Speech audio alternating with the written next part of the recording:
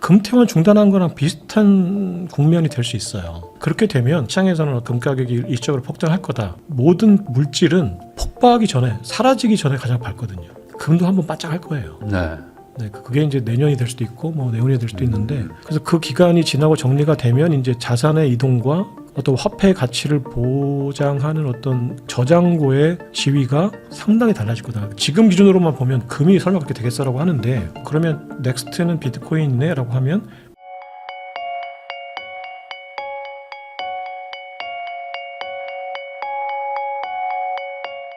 안녕하세요. 부익남TV의 부익남입니다. 오늘은 김창익 작가님 모시고 최근 코인 시장에 대해서 한번 이야기 나눠보도록 하겠습니다. 작가님 안녕하세요. 네, 안녕하세요 대표님. 네, 그 최근에 이제 코인 시장이 좋지가 않잖아요. 특히 그렇죠. 이제 연말인데 네. 뭐 주식도 다 괜찮고 뭐 부동산도 괜찮은데 지금 코인만 또 안 좋으니까 유독 또 코인 가지고 계신 분들이 좀 힘들어하는 것 같기도 해서 맞습니다.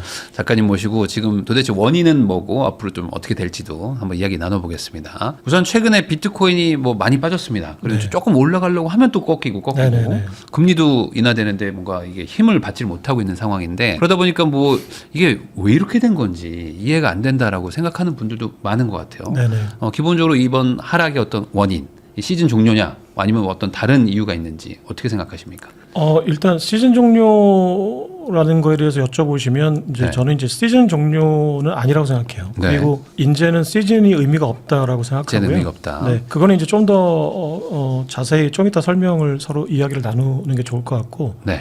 최근에 가격 하락 국면이 왜 그러면 이렇게 하락하는 거냐? 그러니까 유동성이 단기적으로 메말라 있었다고는 하지만 지금 금이나 뭐 나스닥도 올해 한 15% 이상 올랐거든요. 네. 그러니까 유동성이 메말라 있다라는 것만으로 설명하기 좀 힘들어요. 물론 이제 비트코인이 94% 정도 유동성에 민감한 자산이기 때문에 일단 결과적으로는 유동성이 메말랐다고 생각하는데, 그러면 네. 그 메인 배관에는 유동성이 그렇게 메마르지 않았는데 왜 유독 비트코인으로 들어오는 그 작은 배관에 유동성이 메말랐을까라고 보면, 이렇게 비논리적인 상황은 제 생각에는 지금 그 비트코인이 탈중앙화된 어떤 개인들이 움직였던 자산에서 월가화된 자산으로 이제 성격이 급격하게 바뀐 게 이제 가장 큰 원인이 아닐까. 물론 이제 거기에 대한 근거들은 좀 더 통계가 잡히고 내년 상반기 정도에 이제 아마 근거들이 속속 나올 거라고 생각하는데, 자산이 월가화됐다는 얘기는 개인들이 그 급격하게 사고 파는 게 이제 폭등이나 폭락을 가져왔었는데, 이제 일정한 레인지 안에서 가격이 상당히 묶여서 이제 장기적으로 우상향하는 자산이 되는 이제 초입에 왔다고 생각하거든요. 그러면 그 월가가 이제 비트코인을 포섭하려고 하는 노력들을 그동안 했었고, ETF 시장에서 네. 기관들이 이제 사들였고, 그래서 아직까지는 보통은 3분의 1 정도 그 보유량을 가지고 있을 때 그 자산을 이제 월가가 완벽히 포섭했다고 하더라고요. 그러니까 33% 정도를 월가가 보유를 하게 되면 그 일상적으로 움직이는 이제 그 유통 물량을 월가가 통제할 수 있기 때문에 가격을 일정한 범위 내에서 이제 컨트롤할 수가 있는데, 비트코인은 아직까지 그 정도 수준은 아닌데, 네. 어쨌거나 지금 일일 그 유통량이 30만 개 정도 된다고 해요, 비트코인이. 네. 근데 월가가 지금 일일 유통량을 컨트롤할 수 있는 부분이 한 8만 개 정도 된다고 합니다. 그러면 이제 10만 개가 넘어가야 되는데 아직은 아니지만, 네. 이제 그 비트코인의 4년 주기가 이제 하락 국면으로 들어간다라는 그 공포심이 있는 상황에서 이제 월가가 8만 개 정도를 컨트롤할 수 있다고 하면 부족한 2만 개 정도의 어떤 물량을 이제 능가하는 어떤 그 조정력이 있는 상황이라고 생각해요. 하락 국면으로 봤을 때는. 네. 그래서 월가가 지금 ETF에서 급격하게 지금 오리지널 갱스터라고 해서 그 대량 보유하고 있는 개인 고래들이 차익 실현 과정에서 이제 대량 매도하고 있는 가운데, 월가는 구조적으로 그 현물 ETF를 사면 선물 그 종이 그 비트코인을 파는 포지션을 설정을 해놓잖아요. 그러면 이제 월가는 기본적으로는 사실은 비트코인을 사서 시세 차익을 노린다기보다는 비트코인 현물과 선물 거래를 이제 반대 방향으로 묶어놓고 그 차익 거래를 이제 하는 거기 때문에 거래량을 늘려서 사실은 수수료를 이제 차익을 먹는 거지 시세 차익을 먹는 구조는 아니거든요. 그러니까 월가의 그런 그 수익 구조 때문에 사실은 현물 ETF를 사는 만큼 이상으로 이제 그 선물 매도 포지션이 잡혀 있으니까 구조적으로 이제 묶여 있는 가운데 이제 갑자기 매도 물량들이 이제 나오니까, 그렇다면 하방 압력적으로 이제 계속 작용을 하는 게 첫 번째인 것 같고요. 두 번째는 또 헤지 펀드들이 이제 옵션 시장에서 또 그 하락 포지션을 많이 잡았던 것들을 이제 청산되면서 이제 그것들이 계속 또 매도 물량으로 나오고 하면서 이제 그 가격을 하방 압력으로 잡아놓은 게 있는 것 같아요. 그래서 지금 월말이니까 아무래도 이제 뭐 리밸런싱이나 또 이제 세금 문제라거나 여러 가지 정산 그 문제들이 있어서 제 생각에는 올해 말까지는 이제 그런 포지션들이 유지가 될 것 같고 내년 초가 되면 또 이제 다른 국면. 그러니까 이제 내년 초가 됐을 때 여러 가지 지금 호재들이 있는데 그 호재들을 누를 수 있는 지정학적인 불안감이나 또는 지금 4년 주기 서사의 어떤 그 공포심이 완화된다면 지금은 이제 실질적인 어떤 호재들이 오히려 그 월가의 어떤 소포지션을 뚫고 갔을 때 지금 금값 폭등하는 것처럼 이제 오히려 되튈 수가 있거든요. 그래서 그런 국면이 내년 초에 이제 가능성이 있는 요소들이 좀 있다. 그래서 그 설명들을 좀 드리려고 하고요. 지금 상황은 뭔가 비논리적인 상황이다. 근데 이렇게 설명할 수 없는 상황이 됐을 때 이 이야기를 어떻게 설명할 거냐. 이제 그런 것들을 계속 지금 추론하고 증거들을 찾고 뭐 하는 과정인 것 같아요. 그래서 내년 초가 되면 아마 지금 여러 가지 그 월가의 어떤 손이 작용한 것 같다라는 거기에 대한 어떤 증거들이 자료들이 속속 나오고 이제 뭐 드러나게 될 것 같습니다. 그러면 지금 말씀하신 거를 뭐 월가가 일부러 좀 가격을 좀 통제를 해가지고 매집을 하고 있는 그런 상황이다라고 이렇게 해석을 하면 되는 건가요? 네, 그러니까 그 금하고 연결지어서 이제 좀 바라보는 게 좋을 것 같은데 지금 금값은 폭등하고 네. 비트코인 가격은 뭐 30% 정도 다운을 된 상태에서 억눌려 있잖아요. 그러니까 이거는 서로 연관됐다고 볼 수밖에 없는 상황인 것 같아요. 그러니까 지금 예를 들어서 그 미국 정부가 비트코인을 이제 100만 개를 금을 재평가해서 매입하겠다라는 방안을 이제 행정명령과 의회에서 이제 법안으로 추진을 하고 있으니까 네. 지금 이 상황이 만약에 금을 팔아서 간단하게 그냥 직관적으로 얘기하면 금을 팔아서 비트코인을 살 계획을 가지고 있는 미국에 되게 유리한 상황이잖아요. 그러니까 그 어떤 개연성 있는 추론을 할 때는 지금 이 상황의 어떤 주범이 누구냐를 따질 때는 이 상황이 이득이 되는 사람이 일단 첫 번째 용의자가 되니까 네. 그렇다면 지금 이 상황은 미국한테 상당히 유리하기 때문에 비트코인을 매집을 할 거니까. 그럼 네. 이제 금을 팔아서 할 거니까 그럼 네. 금값이 올라가고 비트코인 가격이 떨어져 있는 상태라면 상당히 좋은 상황이죠 미국한테는. 네. 그래서 이제 그런 얘기들을 많이 할 때 미국의 정부 또는 월가가 지금 이 상황을 만들고 있는 게 아니냐라는 이제 음모론 또는 추론들이 나오죠. 근데 이제 그 상황에서 이제 비트코인을 억누르고 있다라는 거는 미국 정부나 월가의 이해관계에 부합하기 때문에 그리고 또 종이 비트코인 그 선물 시장에서의 어떤 매도 압력을 통해서 가능하거든요. 그래서 그거에 대한 추론은 어느 정도 부합한다라고 생각을 하고요. 근데 금값이 오른 게 그럼 미국 정부나 월가가 원하는 거냐라고 봤을 때 그거는 정반대로 해석을 해야 오히려 반대로 합리적인 해석이라고 생각합니다. 왜 그러냐면 금이라는 거는 원래 달러한테 화폐의 패권을 뺏긴 상품이거든요. 네. 원래 전통적으로 금이 화폐였잖아요. 그리고 근본 이제 그러니까 닉슨 쇼크 이전에 1971년 닉슨 쇼크로 닉슨 대통령이 이제 그 법정 화폐가 화폐다. 금은 이제 더 이상 화폐가 아니다라고 선언하기 이전까지는 인류 역사상 금이 화폐였거든요. 네. 그러니까 금은 화폐의 패권을 달러한테 넘겨준 존재예요. 그러니까 그 얘기는 무슨 얘기냐면 미국의 정부가 강제하지 않는다면 금은 언제든지 다시 화폐가 될 수 있는 상품이거든요. 그러니까 반대로 이야기하면 미국의 정부는 달러의 발행권, 달러의 패권은 지금 그냥 종이로 찍어서 돈을 만드는 패권이거든요. 그러니까 이 발행권을 미국 정부가 계속 유지하려면 금값을 억눌러야 돼요. 금값이 계속 올라간다는 거는 달러의 신뢰도나 달러의 가치가 떨어졌다는 거를 시장에서 그렇죠. 인정해 주는 거거든요. 네네. 그러니까 미국 정부는 시장에서 그게 사실상 알든 말든 미국 정부는 공식적으로는 금값을 계속 억눌러서 시장에서는 그래도 달러의 가치가 유지가 되고 있구나라는 신호를 계속 줘야 되는데 그래서 실제로 미국은 금값을 선물 시장을 통해서 계속 억눌렀어요. 네. 그러니까 2017년에도 이제 금 ETF 선물 시장이 처음 생겼을 때 이제 그때 갑자기 금값이 떨어진 것도 사실상 이제 미국 정부가 선물 시장에 종이 선물로 이제 억눌렀다고 보는 게 이제 정설이고요. 그리고 금값이 정말 폭등할 당시가 언제였냐면은 닉슨 쇼크 직전에. 그러니까 닉슨 정권 1971년인데 1960년대부터 시장에서 금 현물에 대한 수요가 어마어마하게 폭증을 했어요. 왜냐면은 그 베트남 전쟁이나 여러 가지 전쟁 또 이제 복지 정책, 미국의 복지 정책으로 또 유럽을 되살리는 과정, 이제 마셜 플랜 등등의 과정에서 미국이 달러를 엄청나게 썼기 때문에 이제 네. 그 사실은 금에 그 달러를 연동해서 묶어놨잖아요. 그 근본이제 때 그 브레튼 우드 체제에서. 근데 시장에서는 금의 현물 수요가 폭증하니까 금 가격이 막 폭증을 하는 거예요. 그렇다면 지금 그 1온스에 35달러로 묶어놨던 브레튼 우드 체제가 이제 해체될 위험에 처했었거든요. 그러니까 그때 미국이 어떻게 했냐면 그 골드 풀이라는 걸 만들었어요. 골드 풀이라는 게 뭐냐면 미국, 영국, 뭐 유럽 국가들을 중심으로 서방 세계 국가들을 중심으로 금을 각출을 한 거예요. 그러니까 미국이 한 5천억 달러, 또 영국이 한 3천억 달러 등등 해가지고 그래서 금을 서로 모은 거예요. 우리 네. IMF 때 금 모으기 하는 것처럼. 그러니까 서방 세계들이 금을 모아서 금 가격이 오를 때마다 런던 로코 이제 금시장에서 금을 내다 판 거예요. 네. 그러니까 이게 되게 웃긴 거잖아요. 그러니까 미국이랑 영국이 힘을 모아서 유럽이 힘을 모아서 금을 각출해서 갑자기 금값이 올라가니까 그 반대로 얘기했을 때 달러 가치가 떨어지니까 금을 내다 팔아서 금의 가치를 떨어뜨려 버린 거예요. 근데 미국은 이제 자기네들이 이제 기축통화를 가지고 있으니까 그렇게 하는 게 이해가 되는데 그럼 유럽의 다른 나라들은 왜 아무런 대가 없이 미국의 그 금을 capture해서 내다 팔자라는 그 금풀에 골드풀에 동참했을까? 그 미국의 국채를 많이 가지고 있는 거예요. 그 미국의 달러를. 그러니까 달러의 가치가 떨어지면 달러를 보유하고 있는 모든 나라가 자신들이 보유하고 있는 달러의 가치가 떨어지니까 네.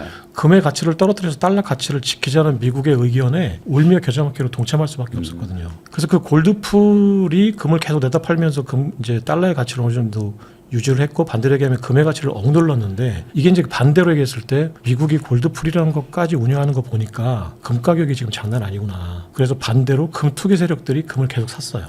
그걸 골드 버그라고 해요. 네. 그러니까 금 벌레들. 그러니까 금을 계속 사들이는 벌레들이 끝까지 가보자. 한번. 끝까지 누가 네. 얘기를 한번 해보자. 그래서 골드 버그와 골드풀이 계속 싸움을 하다가 네. 골드풀이 더 이상 골드 버그를 이길 수가 없으니까 닉슨이 그럼 더 이상 안 되겠다 그래서 그냥 아예 우린 더 이상 이제 금 퇴원을 안 해줄 거야. 그냥 쇼크를 내버린 거예요. 부도선을 해버린 거예요. 네. 그러니까 그게 무슨 얘기냐면 금 가격이 폭증을 한다는 얘기는 지금 달러 화폐 시스템이 더 이상 현 상태로는 유지하기 힘들다라는 이제 방증이거든요. 지금 금 가격이 폭증한 것도 네. 근본적으로는 골드 버그가 다시 활동을 시작한 거예요. 현물 그렇죠. 금을 네, 사들이는 맞아요. 거죠. 네네. 네. 그게 이제 개인이 될 수도 있고 여러 가지가 될 수도 있는데 가장 중요한 그 매집 세력이 중국이거든요. 네. 그러니까 중국은 달러 패권에서 벗어나는 방법으로 위안화의 근본이제를 사실상 지금 시행하고 있어요. 무슨 얘기냐면 그 나이지리아, 베네수엘라, 특히 사우디아라비아 이런 원유국들이 산유국들 있잖아요. 그 산유국들한테 중국이 지금 그 하루 산유량의 15%를 수입하거든요.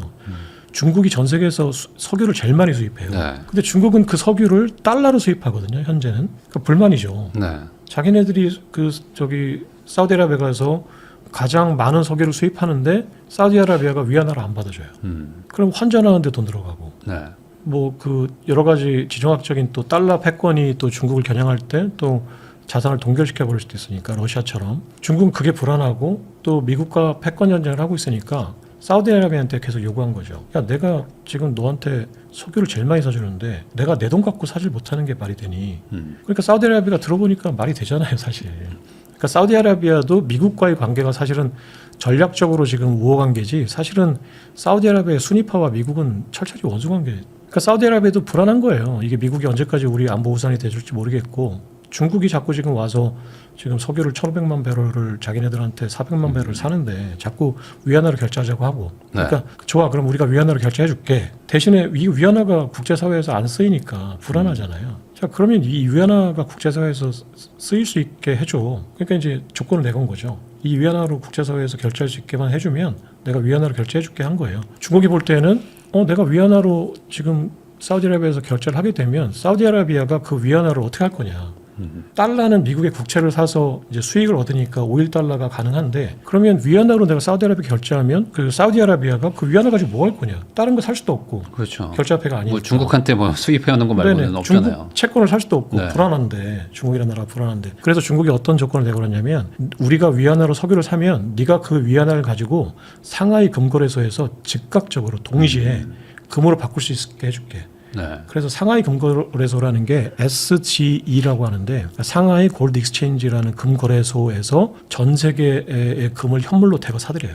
그런 다음에 이제 그 상하이 이제 그 석유 선물 시장에서 그 선물로 위안화로 거래를 하고 그 선물 위안화 거래를 한 그 오일 결제금을 바로 상하이 금거래소에서 현물로 금으로 바꿔주는 거예요. 네. 지금 그 체제를 지금 중국은 가동을 하고 있거든요. 그러니까 그 나이지리아나 베네수엘라나 그리고 그 사우디아라비아 같은 위안화 결제국들은 위안화로 석유 결제를 해주고 바로 금으로 바꿔가는 거예요. 그러니까 그런 석유 결제들이 활발해지니까 상하이 금거래소에서 금의 현물 수요가 폭증하게 되고, 네. 그럼 상하이 금거래소가 런던 금거래소나 이제 시카고나 뉴욕 금거래소보다 현물 가격이 높아졌을 거 아니에요. 그러면 이제 그 차익 거래를 노린 또 투기꾼들이 상하이 금거래소를 계속 다른 싼 데서 금을 사다가 상하이 금거래소로 금을 파는 거죠. 런던, 뉴욕, 시카고 금거래소에서는 금이 메마르고 상하이 금거래소에 전 세계에 있는 금이 다 몰리는 거예요. 네. 그러니까 이제 그 선물 금 거래도 최종적으로는 현물로 청산을 해줘야 되거든요. 근데 그 현물 금이 다 메마르니까 선물 거래하기가 이제 불편해지는 거죠. 그래서 선물 금 거래 매도 포지션이 이제는 더 이상 잡기가 힘들어지니까 선물 시장이 현물 수요에 의해서 뚫려버린 거예요. 그러니까 이제 더 이상 미국 정부가 종이금의 매도 압력을 통해서 현물 가격의 상승을 억누를 수 없는 상황이 돼버린 거예요. 그러니까 지금 상황은 반대로 미국이 원한 상황이 아니고 미국이 더 이상 금의 가격을 통제할 수 없는 상황이 됐다. 네, 그래서 이 상황은 무슨 얘기냐면 금의 가격이 상방 캡이 뚫렸다는 얘기죠. 그래서 이거는 이제 반대로 얘기하면 미국한테는 상당히 안 좋은 상황이에요. 그 미국은 달러 가치가 떨어졌다는 거를 전 세계가 이제 알게 되는 상황이 된 거고, 그러면 반대로 달러의 가치를 보증해 줄 수 있는 다른 보증금을 찾아야 돼요. 네, 그러면 그런 상황이 좀 이따 이제 다시 또 설명드릴 텐데 그 보증금이 이제 미국의 입장에서는 비트코인인 거예요.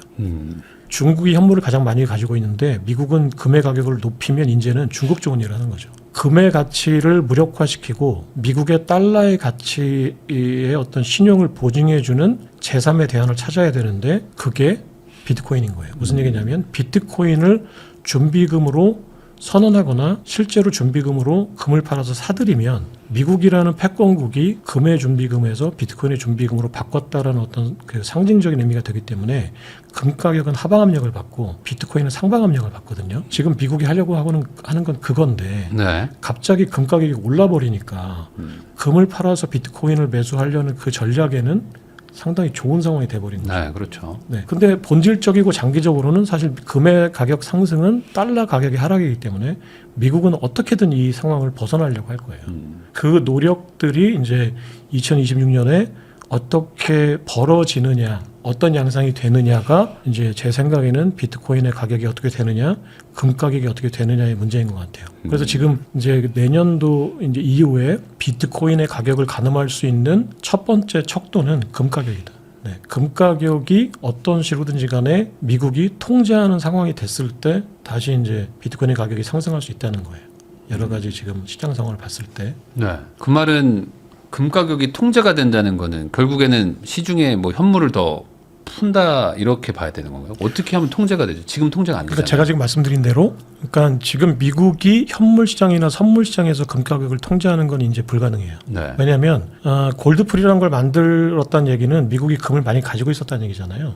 근데 지금은 중국이 더 많이 가지고 있어요. 비공식적으로는 그래요. 네. 그러니까 공식적으로 장부상으로는 지금 미국 정부가 8,000톤의 금을 가지고 있거든요. 그리고 중국 정부가 2,000톤의 금을 가지고 있어요. 비공식적으로는 지금 이제 여러 가지 매체들이나 이제 그 분석기관들이 추론을 해놓은 뉴스를 보면 중국이 그러니까 금융위기 이후에 지난 한 20년간 금을 사들인 게 비공식적으로 3만 톤 정도가 됐던 거예요.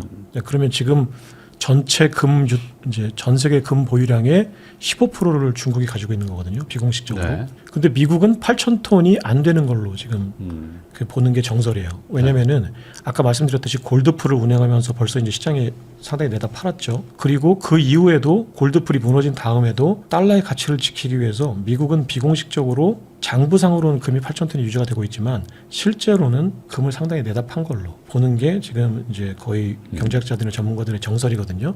그렇다면 지금 연준의 장부상에는 금이 8,000톤으로 찍혀 있어요. 근데 포트녹스의 금고에는 금이 없어요. 그러니까 이 현물금과 장부상의 금의 이 차이를, 이 문제를 미국이 어떻게 해결할 거냐가 앞으로 미국은 이제 상당히 중요한 상황이고, 그렇다면 미국이 더 이상 금을 내다 팔거나 선물 시장에 종이금을 내다 팔아서 금 가격을 통제하는 거는 불가능한 상황이다. 그렇다면 이제 미국의 선택지는 뭐냐면 금이라는 어떤 존재를 이제 상징적이건 또는 실질적이건 그 가치를 평가절하해 버리는 거예요. 금은 더 이상 그 가치 있는 화폐가 아니야, 또는 가치 있는 상품이 아니야. 왜? 라고 물어보니까 우리는 금을 더 이상 준비금으로 생각 안 하는데, 지금 사실은 법정화폐 달러지만 미국이 8,000톤이라는 금을 가지고 있기 때문에 그 달러의 신뢰가 어느 정도 보장이 되는 거거든요. 그리고 연준이나 세계 각국의 중앙은행들은 준비금으로 10% 이상의 금을 보유하게끔 돼 있어요. 법적으로. 근데 지금 이제 IMF의 권고 사항이나 법적으로 그 어떤 리밋을 이제 대부분은 없애버렸는데, 그러면서 이제 금을 사실상 화폐의 지위에서 떨어뜨려 버렸는데, 시장에서는 아직까지는 금이 강력한 화폐 역할을 하니까, 그러면 상징적으로 어떤 쇼크를 줘서 전 세계가 금이 더 이상 이제 예전만큼 어떤 지위가 없을 텐데라고 하는 거는, 실제로 미국이 금의 준비금을 팔고 다른 자산으로 준비금을 갈아 끼우는 거예요. 그러기 위해서 지금 월가에서 뭐 알 수는 없지만 이제 비트코인 가격을 좀 누르고 있다. 그래서 이제 어느 순간이 되면 이제 전환을 좀 하려고 하는. 네, 그러니까 지금 금의 통제력은 잃었지만 비트코인은 아직까지는 시가총액도 작고, 네. 또 결정적으로 금을 컨트롤할 수 있는 어떤 보유량을 가진 절대적인 존재가 없거든요. 그렇다면 이제 선정 경쟁인 거예요. 네. 그러면 지금 법정화폐는 발행권의 경쟁이거든요. 누가 발행권을 쥐느냐가 화폐 패권을 잡는 건데, 네. 금이나 비트코인은 발행권자가 없으니까, 그렇다면 이거는 누가 보유하느냐가 이제 패권을 잡는 거거든요. 그 월가나 미국 정부도 그걸 알아요. 이게 지금 발행권이 없는 상품이나 화폐를 나중에 패권을 잡으려면 무조건 많이 보유하고 호들해야 된다. 네. 장기 보유해야 된다. 이 초창기 때 먼저 보유를 해야 되니까 월가든 미국 정부든 또는 내가 뭔가 패권을 유지하려고 하는 개인이든 많이 보유해야 되거든요. 그러니까 월가도 많이 보유해야 돼요. 미국 정부도 많이 보유해야 되고. 근데 내가 많이 보유하려면 낮은 가격에 사야 되니까 네. 어떻게든 이 가격을 눌러놔야 되거든요.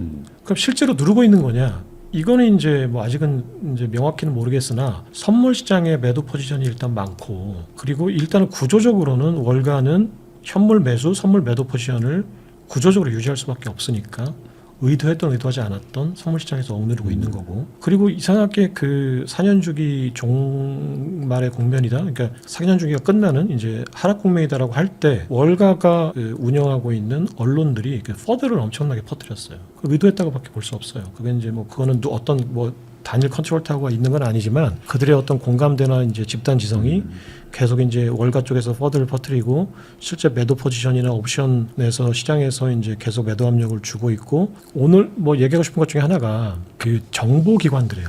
네. 그 정보 제공 업체들, 그러니까 MSCI 같은 지수 업체들, 네. 그리고 그 S&P나 이제 그 무디스 같은 신용평가 업체들, 그들이 얼마나 그 강력한 그 권력을 휘두르고 있는지가 상당히 중요한 건데, 정보 제공 업체들이라는 거는 시장에 우리가 어떤 데이터를 제공해서 시장 투자자들이 이득을 얻는 데 도움을 주겠다라는 선한 명분으로 자신들이 권력을 잡는 악한 실익을 감추는 존재들이. 정보 제공이라는 거는 쌍방향이 아니라 일방향이 되면은 권력이 되거든요. 네.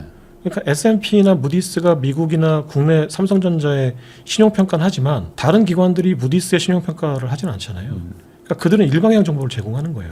그들이 삼성전자의 신용평가 그 회사채 신용평가를 낮추면 삼성전자는 2배의 돈을 내고 그 자금을 조달해야 되니까 엄청난 네. 권력이잖아요. 근데 무디스의 신용평가가 잘못됐다 잘됐다를 평가해주는 기관이 없어요. 이거는 이제 권력이 되는 거거든요. 네. 그럼 그들은 정보 제공업체가 아니라 이제 시장을 좌지우지할 수 있는 시장 조정자 역할을 하는 거기 때문에 정부나 언론이 막강하게 규제를 하거나 언론이 엄밀하게 감시를 해야 돼요. 둘 다 안 돼요. 왜냐면은 정부가 규제를 하려면 정보 제공업체가 아니라 그들이 투자 자문업체다라고 해야 되는데, 투자 자문업체로 규정이 안 돼요. 아직까지는. MSCI도 정보 제공업체예요. 단순한 정보 제공업체이기 때문에 투자 자문업체만큼 규제를 못해요. 법적으로. 네. 두 번째는 뉴욕타임즈나 월스트리트저널이 MSCI가 지수업체가 왜 편출 편입을 저렇게 자의적으로 결정하냐, 그렇게 하면 안 된다라고 보도를 해야 되는데, 월스트리트저널이 그 제프 베이조스의 신문이고 뉴욕타임즈도 월가의 신문이에요. 자본의 신문이에요. 그러니까 그 자기네들이 원하는 대로 시장을 끌고 가려면 그렇게 할 필요가 없어요. 그냥 월가가 원하는 대로 해야지. 네. 광고주니까. 그렇기 때문에 절대로 그 감시를 안 하죠. 그러니까 MSCI나 정보제공업체들은 어마어마한 실질적인 권력을 누리면서도 아무런 그 규제나 감독을 안 받아요. 그러니까 스탠다드 앤 퍼스, 무디스나 피치 이런 그 신용평가 기관들은 사실은 월가가 원하는 시장 구조를 만들어주는 목소리를 내는 기관이라고 생각하시면 돼요. 실제로 그 업체들이 만들어진 이유들이 뿌리를 찾고 들어가 보면 전부 다 금융업체들이 만든 업체들이 기업들을 컨트롤하기 위한 어떤 도구일 네네. 수도 있고. 그러니까 지금 이 상황이 MSCI가 지금 그 스트래티지를 내년 1월 15일 날 편출을 결정한다라는 퍼드를 퍼뜨리면서 또 가속화됐거든요. 그 비트코인의 가격 하락이. 근데 편입할 때 그런 것들을 자기들이 면밀히 검토를 했어야지. 편입을 해주고 거기에 대해서 수혜는 줬지만 그러고 나서 가격이 막 올라가고 이제 거기에 대해서 수혜는 물론 받지만 그런 상황에서 갑자기 편출하겠다. 그러면 그걸로 인한 어떤 충격이나 어떤 손해는 어떻게 하겠든. 그러면 그 편출의 과정이 이제 적정하냐 안 하냐를 감시해주는 기관이 지금 전혀 없어요. 네. 언론도 그냥 그거를 그냥 앵무새처럼 보도할 뿐이고 또 우리나라 언론은 당연히 또 이제 월스트리트저널이나 뉴욕타임즈, 파이낸셜 타임즈에 나온 기사를 그대로 번역해서 그냥 내보내는 거지 어떤 가치 평가도 하지 않아요. 못하는 거죠 사실은. 그러면은 결국은 이제 그 횡포가 이제 퍼드를 퍼뜨리고 매도 압력을 주고 그러니까 4년 주기 서사가 되살아나고 네. 그런 것들이 지금 종합이 돼서 지금 상황이 만들어져 있는데 논리적으로 보면 사실은 호재밖에 없어요 지금. 네, 그래서 그 논리적인 상황으로 수렴을 할 것 언젠가는. 왜냐하면 인간이라는 거는 저는 때로는 비이성적이고 또는 일부의 인간은 비이성적인데 전체적으로 인류라는 존재는 이성적이에요.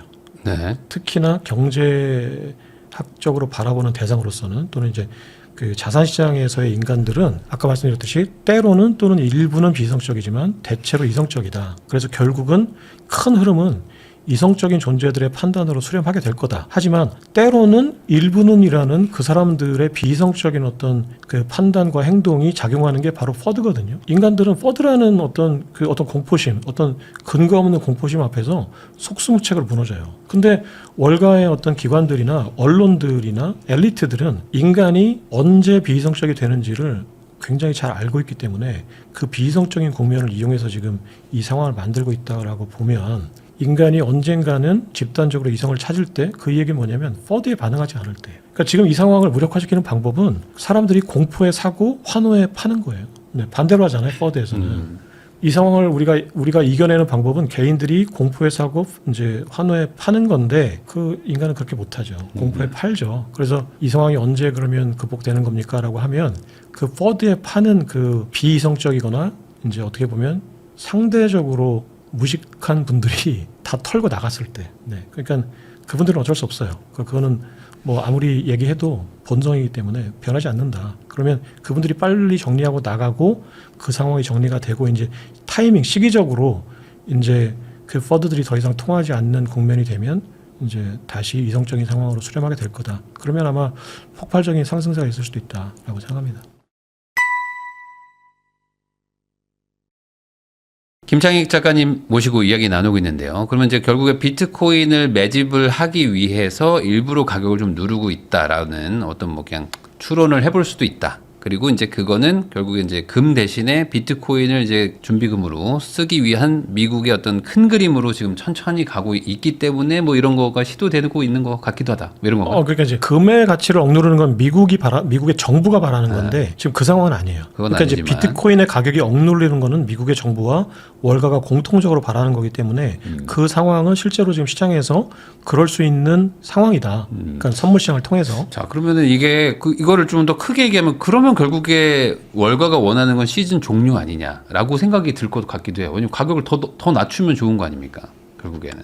그렇죠. 그러니까 뭐 가격이 뭐 제로에 수렴하게 되면 더 좋은 거죠. 그래서 네. 근데 이제 한 가지 그 하방 지지선이 뭐냐면 본인들이 사놓은 평단이 있거든요. 네. 그러니까 그게 지금 85,000달러 정도가 돼요. 개당. 그 밑으로 떨어뜨리는 거는 본인들의 손실을 이제 실현시키는 거거든요. 그러면 확정 손실을 누를 수 있는 만큼 이제 비확정 이득이 있어야 돼요. 네. 그럼 내가 85,000달러 밑으로 떨어졌을 때 그 확정된 그 손실보다 몇 배가 되는 이익이 이제 추정 가능해야 되는데 그런 리스크를 걸기에는 본인들도 이제 좀 꺼려지겠죠. 그 정도까지는. 그러니까 이제 적정한 수준이 제가 생각엔 지금이 이제 어느 정도 마지노선이 아닐까라는 생각을 해요. 뭐 희망이기도 하지만. 그러니까 자기들이 산 단가들에서 계속 추가 매집을 네. 바닥에서 하기 위한 네. 정도가 네. 맞지 않겠냐. 네네네.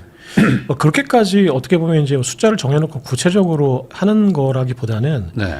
그러니까 그 왜냐면은 그 실제로 그 헤드쿼터에서는 이런 전략들을 짤 수 있어요. 예를 들어 JP 모건이나 블랙록의 그 레리 핑크 회장들은 이제 모여서 이제 자기네들 커뮤니티가 분명히 있을 거고 어떤 방향성 같은 것들에 대해서 아마 비공식적으로 논의를 당연히 하겠죠. 근데 이게 이제 예를 들어서 딜링룸까지 그러니까 저도 이제 기자 생활을 해보고 또 이제 그 딜링룸에 앉아 있는 딜러들하고도 많이 얘기해봤지만 그 딜러분들은 그 헤드쿼터에서 이렇게 하자 저렇게 하자 이렇게 구체적으로 어떤 지시를 받거나 이런지는 않아요. 네. 본인들이 어떤 시장 상황이 되면 그 시장 상황을 디폴트로 해서 자기가 이득을 취할 수 있는 수익 구조를 짜내는 것뿐이지. 그러니까 이제 그 헤드쿼터들이 할 수 있는 거는 이 시장 상황의 전체적인 프레임을 짜는 거지 구체적으로 딜링룸에 있는 딜러들을 데려다가 토마스 넌 이렇게 하고 뭐 제임스 넌 이렇게 하자 이렇게까지 하지는 않죠.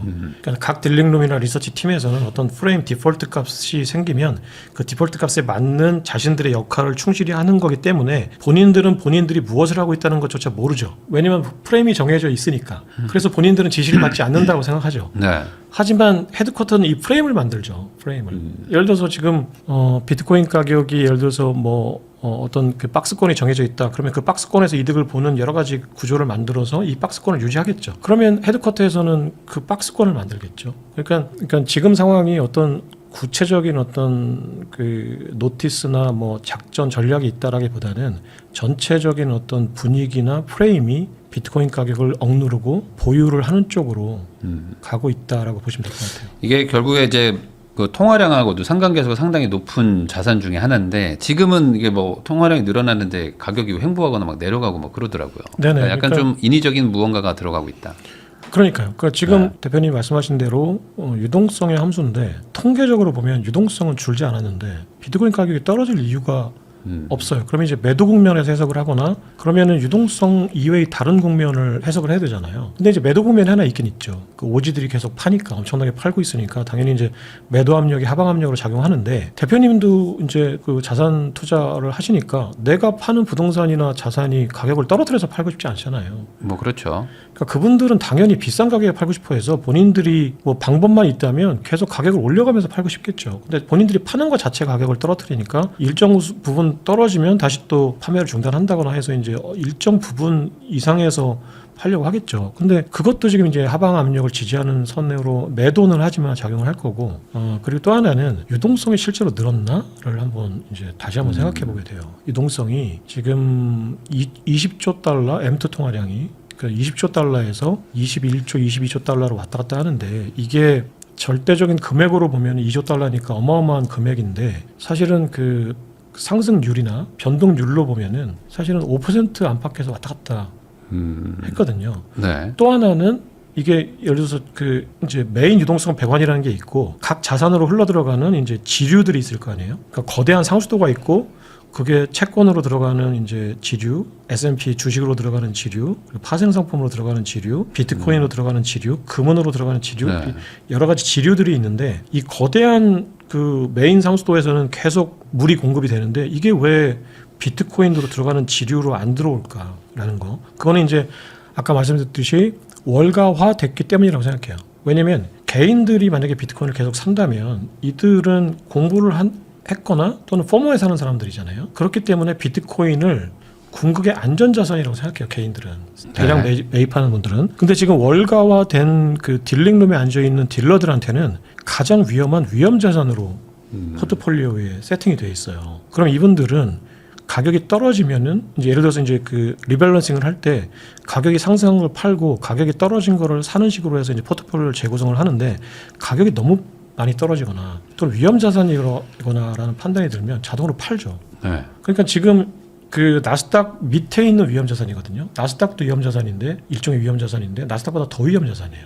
금이 궁극의 안전자산이고 미국 국채가 안전자산이니까 지금 딜링룸에 앉아있는 사람들은 지금 지정학적인 불안감이나 어떤 안전자산의 어떤 그 포트폴리오를 늘려야 되는 상황이 됐을 때 비트코인은 쳐다보지도 않거나 팔아버리죠.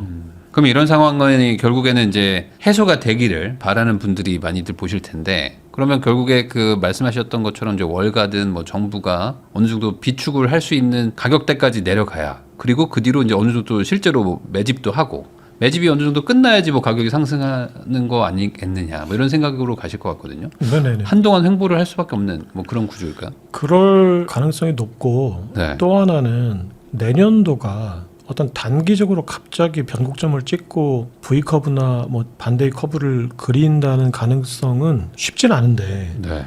근데 지금 여러 가지 정황들을 보면 타이밍은 내년도 하반기 정도에 잡혀 있는 것 같아요. 미국 정부나 또는 그 미국 의회가 생각하는 어떤 자산의 어떤 재구조화, 그러니까 정부 자산의 재구조화를 어떤 계획하고 있다면 내년도 하반기가 이제 타이밍이다. 그게 무슨 얘기냐면 화폐 패권 전쟁이 사실은 미국과 중국의 패권 전쟁의 본질이거든요. 그러니까 누가 기축통화의 자리를 잡느냐, 유지하느냐 또는 중국이 뺏어가느냐의 문제라고 보면 중국은 호시탐탐 뺏어가기 위해서 이제 근본이제로 회귀하려는, 중국이 상품화폐, 그러니까 금이라는 어떤 상품화폐로 되들어가려는 이유는 달러의 가치를 떨어뜨리기 위해서 네. 그런 거죠. 위안화를 어떤 기축통화의 자리에 앉히려는 의도보다는 아직은 위안화는 국제적인 신뢰도나 중국의 산업 구조나 중국의 경제력이나 군사력을 봤을 때 미국의 달러를 능가하기는 쉽지 않으니까, 그렇다면 단기간 내에 어떤 달러의 패권을 자신들이 뺏는다는 것보다는 달러의 패권을 분산화시키는 어떤 차원에서 금을 부각시키는 거예요. 금이 부각된다는 거는 그 법정화폐가 끝났다는 얘기니까. 그래서 중국이 계속 금을 부각시키는데 미국은 그럼 반대로 얘기하면 금을 무력화시켜야 돼요. 달러의 가치를 지키기 위해서. 그러면 이게 금을 무력화시킨다는 거는 공화당과 민주당이 초당적인 차원에서 해야 되는 거예요. 그러니까 달러의 패권을 지키는 거에 대해서는 공화당과 민주당의 이해관계가 좀 엇갈려요. 달러의 패권은 월가의 패권이기 때문에 공화당은 이제 그 근본이제로 들어가려고 하는 욕구가 있어요. 그 달러를 지키기 위해서. 근데 민주당은 법정화폐 그 발행권을 남발하고 싶은 이제 그 월가의 비호 세력이라고 보면, 민주당은 현재의 달러 시스템을 유지하고 싶어하는 욕구가 있고, 공화당은 달러의 어떤 건전화를 이제 계속 추구했던 이제 전통이 있기 때문에 달러의 근본이제도 이제 주장을 하고 있어요. 그러니까 트럼프도 주장을 했었고, 공화당은 지속적으로 반복적으로 달러의 근본이제를 추진을 해요. 근데 근본이제를 추진하는 건 이제는 둘 다 싫어요. 왜냐면은 공화당도 근본이제를 추진한다는 거는 금의 가치를 이제 인정한다는 건데, 그러면 중국 좋은 일을 하는 거예요. 지금은 중국이라는 변수가 없으면 공화당은 근본이제가 좋은데, 중국이라는 변수가 있고 보니까 적 좋은 일을 하는 거죠. 자신들이 하는 일이. 그러면 공화당도 근본이제는 싫고 민주당도 근본이제는 싫어요. 근데 달러의 가치를 어떻게 지킬까라는 어떤 초당적인 논의를 하는 거는 결국 비트코인 본위제로 가는 거예요. 비트코인도 디지털 금이기 때문에 결국은 그런 근본이제로 가는 거 아니야라고 할 수 있으니까. 근데 근본이제로 가겠다는 거는 달러 패권을 포기하겠다는 의미고, 그러니까 비트코인 본위제로 가겠다는 거는 예전처럼 비트코인의 보유량만큼만 달러를 발행하겠다는 의미라기보다는 비트코인이 금을 상대해주고, 그러니까 비트코인이 금의 가치를 떨어뜨리는 어떤 대항마로서의 역할을 해주는데, 달러 가치를 떨어뜨리지 않는 범위 내에서 비트코인을 끌어올리겠다. 금은 이미 화폐였기 때문에 부각되는 순간 달러 가치가 떨어지는데, 비트코인은 금의 가치를 떨어뜨리는, 갉아먹는 어떤 대항마로서는 키우는데, 그만큼만 딱 우리가 달러 발행할게라는 어떤 비트코인 보이니제라기보다는 우리가 비트코인을 보유함으로써 나중에 가서 부채를 갚기 용이한 수준까지는 이제 재평가를 할 수 있는 만큼 비트코인의 가격을 끌어올리겠다는 거기 때문에 어떤 전통적인 의미에서의 어떤 근본이제하고는 좀 달라요. 그러면 이런 상황에서 봤을 때 지금 이제 미국에서 가장 중요한 이제 변수가 뭐냐면, 그 신시아 로미스 상원의원이 발의해 놓은 그 비트코인 액트라는 게 있거든요. 이게 이제 계속 그 회자가 되고 있는 100만 개 비트코인을 금을 팔아서 비축하겠다라는, 그게 트럼프 대통령은 행정명령으로 우리가 비트코인을 전략적으로 비축하겠다라고 이제 프레임을 짜준 거고, 네. 그거를 공화당 의원인 신시아 로미스 의원이 구체적으로 지금 금의 가치가 지금 35달러로 지금 장부에 적혀 있는데, 이거를 지금 4,500달러니까 4,300달러니까 100배로 재평가해서 그럼 그 일부만 팔아도 비트코인을 대량으로 구입할 수 있으니까 이 법안이 2024년에 발의가 됐거든요. 네. 근데 민주당의 반대로 한 번도 제대로 국회에서 논의가 된 적이 없어요. 미국 의회에서. 근데 신시아 로미스 의원이 이거를 지난 1년 반 동안 물밑에서 계속 민주당 설득 작업을 한 거예요. 그래서 두 가지 조건으로 스테이블 코인 발행할 때 스테이블 코인 발행사들이 이자를 주지 않는 거를 내가 고수해 줄게. 지금 그게 지니어스 액트에 있거든요. 네. 근데 이거를 자꾸 공화당에서 수정하려고 해요. 이자를 주는 쪽으로 수정안들이 계속 올라와요. 근데 이제 민주당이 싫죠. 그러면 공화당에서 이 수정안을 포기할게. 그래서 월가를 위협하는 이자 주는 스테이블코인 우리는 앞으로 계속 안 할게. 또 하나는 트럼프가 비트코인 사업 못하게 할게. 그게 뭐냐면은 그 이해상충의 그 그렇죠. 조항이 있거든요. 네네. 근데 그 이해상충 조항에서 그 스테이블코인 이해상충 조항에서 이제 또 비트코인의 액트하고 연결되니까 그 이해상충 조항에서 부대통령하고 부통령하고 대통령은 빠져 있어요. 그러니까 제이디 벤스와 에릭 트럼프는 지금 비트코인 관련된 사업을 할 수 있어요. 근데 민주당에서 그게 자꾸 이제 반대하죠. 그러니까 엘리자베스 워런인가 그 의원이 특히나 반대하는 거고 막 그 거품 물고 반대하고 있어요. 그 지금 신시아 로미스 상원의원이 그러면 우리 트럼프 일가가 비트코인 사업으로 떼부자가 되는 거 우리가 막아줄게. 네. 그리고 월가가 주는 이자는 월가만 주게 하고 스테이블코인 못 주게 해줄게. 자 그러면 니네 저 비트코인 액트에 도장 찍어줄 수 있어? 그러니까 우리가 한번 생각해 볼게 이런 상황이거든요. 근데 이 개정안을 트럼프도 보고를 받았죠. 네. 그러니까 트럼프는 이 개정안에 대해서는 불만이 있죠. 그러겠죠. 그러니까 트럼프가 신시아 로미스 상원의원이 이 개정안을 보고했을 때 뭐라고 했냐면 개선의 여지가 있다. 네, 이 법안은 이게 굉장히 완곡한 표현이에요. 그러니까 이거 법안 안 돼, 이거 바꿔 이렇게 얘기하는 거는 이제 국회의원들이 민의의 대변인인데 행정부의 수장이라고 해서 국회의원들한테 이래저래 못하죠. 네. 특히나 미국은 이거 안 돼라고 얘기한 게 아니라 신시아 로미스 의원님 이 법안은 개선의 여지가 다분한 것 같습니다. 더 좋은 법안을 만들 수 있을 것 같은데요라고 얘기한 거예요. 그러니까 그게 뭐냐면 트럼프 일가가 그 대통령 못하게 일가가 하는 거. 어떻게 하는 거 빼죠 이 얘기인데 만약에 비트코인 액트를 초당적으로 논의를 시키려면 트럼프도 자신들의 그 비트코인 사업으로 얻는 이익을 포기해야 돼요. 그러니까 이게 지금 관건이에요. 그러니까 내년 1월 달에 그게 상정이 되거든요. 그리고 신시아 로미스 의원이 2026년 중간선거에서 안 나가겠다고 했어요.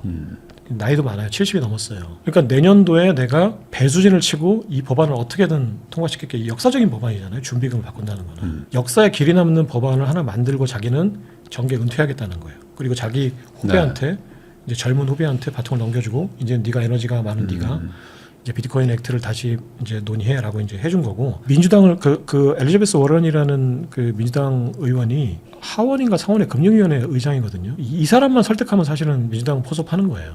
그 워렌 의원을 계속 지금 포섭을 하고 있는 거예요. 그 자기 정계 그 생명을 걸고 그래서 일단은 상당히 논의될 가능성이 높아졌다. 그리고 또 하나는 이제 지금 비트코인 액트를 우리가 통과시키는 거는 그냥 민주당과 공화당의 그 당파 싸움이 아니라 중국을 상대하는 패권 전쟁의 대안이다. 이런 프레임을 짜놓으면 국민들이 거기에 동의해주면 민주당도 더 이상 비트코인 액트를 저지할 수 있는 명분이 없어지거든요. 내년에는 그 프레임이 막 나올 거예요. 그 중국의 근본이제를 무력화시키는 방편으로 우리가 비트코인 준비금을 비축해야 되는 거는 이건 패권 전쟁의 일환입니다라고 하면 민주당이 그걸 반대하는 순간 역적이 되거든요. 그게 하나 있고 두 번째는 빌드업을 할 수 있는 법안을 또 하나 공화당 상원에서 발의를 해놨어요. 그게 뭐냐면 금 보유고 투명성 법안이라는 거거든요. 그게 지금 발의가 돼 있는데 그게 내년 1월 달에 공동 병합해서 심의를 논의가 될 거예요. 그게 뭐냐면 미국이 금을 8,000톤을 실제로 가지고 있는지 공개적으로 한번 감사해보자 라는 거예요. 그게 무슨 얘기냐 포트노스 금고 한번 따보자. 자 그게 무슨 얘기냐면 그 포트노스 금고의 금을 따자는 게 올해 초에 그 일론 머스크랑 그 트럼프가 이슈화 시켰잖아요. 근데 왜 본인들의 정부의 금고를 따서 실상을 국민들에게 알리려고 할까? 트럼프는. 과거에 정부들이 금 다 팔았다. 어차피 없다 지금. 그렇죠. 그러니까 스티브 무누신 장관이라는 재무장관이 트럼프 1기 때 재무장관이었는데 트럼프는 2016년 집권하자마자 스티브 무누신 장관을 시켜서 포트노스 금을 따봤어요.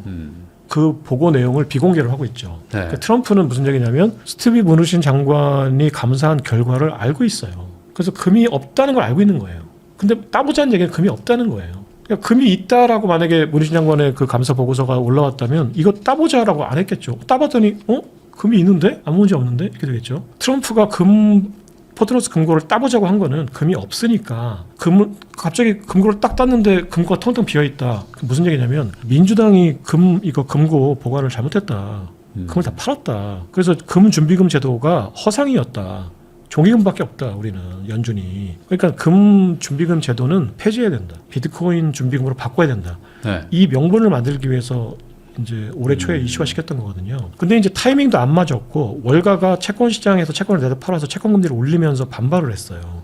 그러니까 이거를 지금 잠깐 톤다운을 하거나 이제 그 얘기를 강력하게 못하는 상황이에요. 채권 금리가 올라서 월가가 반발하니까. 네. 근데 내년도 중간선거를 앞두고는 이 모든 가용한 카드를 다 동원해야 되거든요. 그 빌드업을 지금 올해 계속 하고 있었던 거예요. 트럼프는. 그러니까 월가한테는 눈치를 보면서 자꾸 달래주고 그래 우리 그러면은 관세 전쟁 조금 톤다운 할게. 그 중국 상대로 관세 전쟁 안 할 거야. 네. 내년으로 보류할게. 금고 딱 저희 일론 머스크한테 그렇게 얘기해놓고 일론 머스크가 금고 따자 그러니까 월가가 또 반발하니까 일론 머스크 사실상 해고하고 금고 따는 거 좀 미룰게. 금고 지금 딸 이유가 없어. 안 딸 거야. 계속 달래왔거든요. 그게 안 하겠다는 게 아니라 내년까지는 월가를 달래주고 가야 되거든요. 네. 채권 장기채 금리를 다운시켜야 돼요. 그 9조 달러를 매년 갚아야 되거든요. 장기채 금리가 올라가면 미국 정부는 망해요. 재정 상태가 망하기 때문에 월가가 장기채를 사줘야 되거든요. 그러니까 이게 무슨 공산주의 국가도 아니니까 마음에 안 든다고 뭐 금융 규제를 막 폭탄적으로 할 수도 없고 뭐 그 암살할 수도 없고 이게 KGB면 네. 하죠. 그러니까 푸틴이면은 그냥 KGB 시켜가지고 그 저기 예를 들어서 무슨 뭐 상트페테르부르크 은행이라고 있으면 거기서 자꾸 채권 안 사준다 그러면은 가서 암살하겠죠. 죽여버리겠죠 그냥. 공공연하게. 근데 미국은 그런 나라가 아니잖아요. 다행히 아직까지는 막무가내긴 하지만 지금은. 그러니까 못 죽여요 제이미 다이먼을. 그러니까 제이미 다이먼이 우리 채권 안 사줘 그러면 트럼프는 인플레이션 때문에 망하는 거거든요. 그래서 지금 이제 다 지금 뭔가 비정상적으로 지금 트럼프가 눌려 있다. 근데 이거는 트럼프 성격도 승부사인데 맨날 그 UFC 가가지고 그 격투기 보고 네. 뭐 타이슨 막 응원하고 했던 그 대통령인데 그 인물인데 승부욕이 굉장한 사람인데 포기했거나 패배를 인정했다라기보다는 전략적으로 후퇴한 상황이라고 봐요. 그러면 이제 내년도에 금 보유고 투명성 법안이 논의가 되면서 야 포트노트 큰 거 따보자라는 것도 법적인 프레임이 만들어지고 포트노트 큰 거 따봤더니 금이 없어. 금 준비금 제도 안 돼. 그러면 이제 신세롬이 상원의원이 발의한 비트코인 액트도 통과될 가능성이 높아지죠. 물론 이제 민주당이랑 월가 강력히 반발할 거기 때문에 쉽진 않아요. 하지만 어쨌거나 모든 에너지를 집약해서 내년 상반기 중에는 중간 선거를 달려가면서 금 준비금 제도가 부실하다. 비트코인 준비금 제도로 가자라는 논의. 그리고 단기 국채로 채권 금리를 계속 이제 롤오버하면서 금융화나 이제 양적 완화를 하면서 장기채 금리가 떨어지는 어떤 일정한 수준 범위 내에 장기채 금리가 안정됐다라고 판단하는 순간 가용한 모든 자원을 쏟아낼 거예요. 비트코인 액트를 본격적으로 논의하거나 실제로 일정 부분 사들이는 액션을 취해서 비트코이너들을 또 포섭해야 되잖아요. 7천만 명을. 그런 식으로 이제 한다면 그리고 또 이제 실제로 금리나 양적 완화 국면이 되는데 또 이제 좀 이따 그거 설명하겠지만 그렇게 됐을 때 이제 양적 완화에 의한 상승 압력, 그리고 정치적인 요인에 의한 상승 압력, 그리고 스테이블 코인이라는 이제 그 비트코인 가격을 끌어올리는 어떤 지렛대가 이제 활성화되면서 생기는 또 상승 압력. 지금 모든 게 상방적으로 가는 거거든요. 그러니까 4년 주기 서사의 마지막 국면이다라는 비논리적인 서사밖에 남아있는 게 없어요. 지금 하방 압력은. 또 하나 이제 지정학적인 불안감이 있긴 한데 그건 이제 논외로 하고 그렇다면 이 지금 퍼드가 잦아드는 이제 2026년 상반기 정도가 되면 더 이상 어떤 퍼드로는 논리적인 어떤 이 펀더멘탈을 잡을 수 없다. 네, 그러면 이제 억눌렸던 그 비트코인 가격이 되튀면서 정상화되거나 한번 이렇게 쭈그렸다가 뛸 때는 더 많이 뛰잖아요. 그러니까 어떤 되튀는 압력. 반대로 얘기하면 또 그 하방 압력으로 작용했던 선물 포지션들이 또 갑자기 가격이 오를 때는 이제 숏 스퀴즈라고 해서 네. 반대로 상방 압력으로 작용하거든요. 현물을 사야 되니까. 그렇게 됐을 때는 이제 예상치 않았던 호재가 있을 수도 있고 근본적으로는 아무튼 지금 개인보다는 월가가 비트코인이라는 자산을 포섭했다라고 보면 일정한 레인지에서 지속적으로 안정화되면서 상승하는 국면을 월가는 바라겠지만 내년에 어떤 시장 상황이나 정치 상황으로 봤을 때는 내년도 정도는 좀 이례적이거나 특별한 어떤 상승세가 있을 수 있다고 생각합니다. 김창익 작가님하고 이야기 나누고 있는데요. 그러면 이제 작가님 말씀은 결국에는 방금 말했던 것이 이제 큰 흐름에서 이제 비트코인으로 금을 좀 약간씩 전환하면서 전반적으로 이제 미국의 유리한 구조를 짜기 위한 지금 판 짜고 있다. 이런 걸로 지금 이해가 되는데 그게 성립하려면 결국에는 지금 기존의 금을 가지고 있는 뭐 중국을 위시해서 약간의 미국의 영향력에서 벗어나고 싶은 국가들은 이거를 가만히 보고 있으면 자기들 자산이 쫙 줄어드는 거잖아요. 그거를 과연 국제적으로 이게 인정을 할 것인가? 미국이 원하는 의도대로 과연 끌려갈 것인가? 이 부분에 대해서도 좀 의문이 있을 것 같기도 합니다. 그러니까 제가 이제 거기에 대해서 설명을 이제 일부러 생략을 했는데, 그러면 미국이 금의 가격 상승이 달러의 가치가 떨어지는 거니까, 그러면 이제 그 예전에 그 금태환을 중단하는 것처럼 이제 더 이상 금과 달러는 상관이 없어라는 선언을 해버리는 거잖아요. 지금 네. 금태환을 중단한 이후에도 금은 지금 달러의 어떤 보증 자산이었거든요. 사실상은. 근데 이제 미국이 아예 그거를 우리는 이제 준비금도 바꿔버릴 거라고 했을 때 어떤 상황이 되느냐? 금태환 중단한 거랑 비슷한 국면이 될 수 있어요. 그러니까 그러면 이거 달러의 가치 하락을 미국 정부가 공식적으로 인정한 거네라는 어떤 해석이 이제 단기적으로 나올 거예요. 네. 그러면 반대로 의도치 않게 금 가격이 훨씬 더 폭등할 수 있죠. 미국은 금밖에 없는데라고 할 거예요. 네. 지금 현재 자산가들이나 이제 세대들은 그러면 금 가격이 일시적으로 폭등하게 되면 다른 자산들에 흘러 들어갈 모든 돈을 금이 흡수하는 국면이 단기적으로 있을 수 있을 것 같다는 생각을 해요. 네. 그게 이제 금태환을 중단했을 때 금 가격이 폭등했거든요. 금하고 달러의 그 연결고리를 끊었는데 네. 반대로 금 가격이 폭등했어요. 시장 가격을 수렴한 거죠. 그러니까요. 그럼 시장에서는 지정학적인 불안감이 생겼을 때 금밖에 믿을 게 없다라고 이제 아직까지 서사가 이제 강력하게 형성돼 있고, 금은 5,000년간 클래식한 자산이니까 당연히 금 가격은 일적으로 폭등할 거다. 그럼 모든 자산에 흘러 들어갈 돈을 빨아들여서 모든 자산은 이제 일정 기간 동안 가격이 상승하지 않을 거다. 그 기간이 있을 거예요, 분명히. 네. 근데 이제 두 가지. 그러면 이제 국제 금융 시장이 미국의 줄을 설 거냐, 중국에서 줄을 설 거냐의 질문이에요, 그거는. 네. 자, 니네가 금의 가치가 유지가 되고 이제 금의 가치를 끌어올리는 데 동참한다면 니네는 중국의 금분위제에 동참하는 걸로 우리가 해석할게. 금을 쏟아내고 이제 비트코인이나 어떤 비트코인 준비금으로 줄을 선다면 우리 패권에 동참하는 거로 인정할게. 그 액션 플랜들이 미국이 세부적인 전략을 짤 거예요. 거기에 따른. 그렇게 되면 그게 단기적으로 일단 시장에서는 어떤 또 다른 퍼드에 의해서 금 가격이 일시적으로 폭등할 거다. 하지만 그 금 가격의 폭등한 상승분이 이제 일정 기간이 지나고 이게 패권 전쟁이고 내가 어느 정도 어디에 줄을 서야 될지를 선택하는 상황이 되면 이제 다시 되돌림 현상이 될 거고, 그러면 넥스트는 비트코인이네라고 하면 비트코인 쪽으로 이제 되돌림되는 그 현상이 있을 수 있다고 생각해요. 그게 쉽지는 않을 거예요. 네.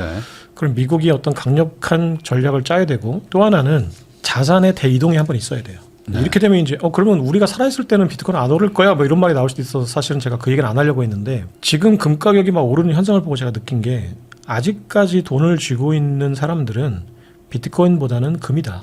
네. 가장 믿을 건 금이다. 네. 네. 근데 비트코인은 금의 그 안전자산화의 속성을 훨씬 더 완벽하게 가지고 있어요. 문제는 돈을 가지고 있는 사람들이 선택을 금 쪽으로 하는 거죠, 아직까지는.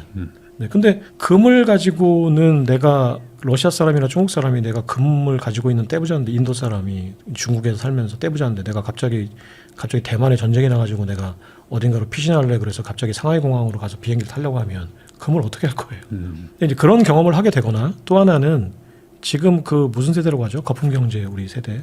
그 버블 경제의 세대가 이제 우리 세대가 다음 세대 MZ 세대 이제 젠지 세대들한테 자산을 넘겨주는 국면이 되면 그 젠지 세대들은 내가 그 누런 그 황금 덩어리 별로 안 좋아해요. 그냥 24시간 내가 그냥 핸드폰으로 거래할 수 있는 금이 좋지. 내가 굳이 저거 아버지가 물려준 저 금괴 저거 보관하느라고 금곡값 들지, 또 또 가서 금이 있는지 없는지 매일 확인해야 되지, 또 정부가 와가지고 금은 이제 앞으로 정부만 거래합니다라고 하면은 거래도 못하지. 이런 거 싫거든요. 그래서 지금 현재 금을 살 수 있는 자산을 움켜쥐고 있는 세대가 다음 세대한테 자산을 넘겨준 다음, 그게 이제 본격적으로 그 자산 이동이 2030년에서 2045년까지 이제 이루어질 거라고 분석이 되거든요. 그러면 그 상황이 됐을 때는 금 가격은 어떻게 될지 모른다. 물론 이제 5,000년 동안 이어져 왔던 그 어떤 서사가 단박에 되지는 않겠지만 상당 부분 이제 다른 자산으로 그 가치를 넘겨줄 거다. 그렇게 되면 그 중에 10%만 비트코인에 넘겨준다고 하더라도 지금 가격은 서너 배가 돼요. 지금 40조 달러니까. 근데 이제 대표님 말씀하셨듯이 그것이 이동하는 대이동의 과정에서 원래 모든 자산은, 모든 물질은 폭발하기 전에, 사라지기 전에 가장 밝거든요. 금도 한번 바짝 할 거예요. 네. 네, 그게 이제 내년이 될 수도 있고 뭐 내후년이 될 수도 있는데 그래서 그 기간이 지나고 정리가 되면 이제 자산의 이동과 그 어떤 화폐의 가치를 보장하는 어떤 그 저장고의 지위가 상당히 달라질 거다. 지금 기준으로만 보면 금이 설마 그렇게 되겠어라고 하는데 세대 이전을 통해서 그게 가속화될 수 있는 기간이 앞으로 한 10년 이내에 2035년 정도가 되면 아마 상당 부분 가시화될 거다. 말씀해주신 그 논리가 사실 이제 금을 투자하시는 분들의 논리거든요. 이게 이제 종이금이 너무 많이 발행이 됐지 실제 현물은 없다 그만큼. 근데 이제 이 억지로 눌러놓은 가격대이기 때문에 현물을 모아야 된다. 그럼 나중에 엄청난 빛을 볼 것이다라고 한 3, 4년 전부터 그런 얘기들을 많이 하셨는데 안 오르다가 최근에 이제 막 이렇게 되는 거잖아요.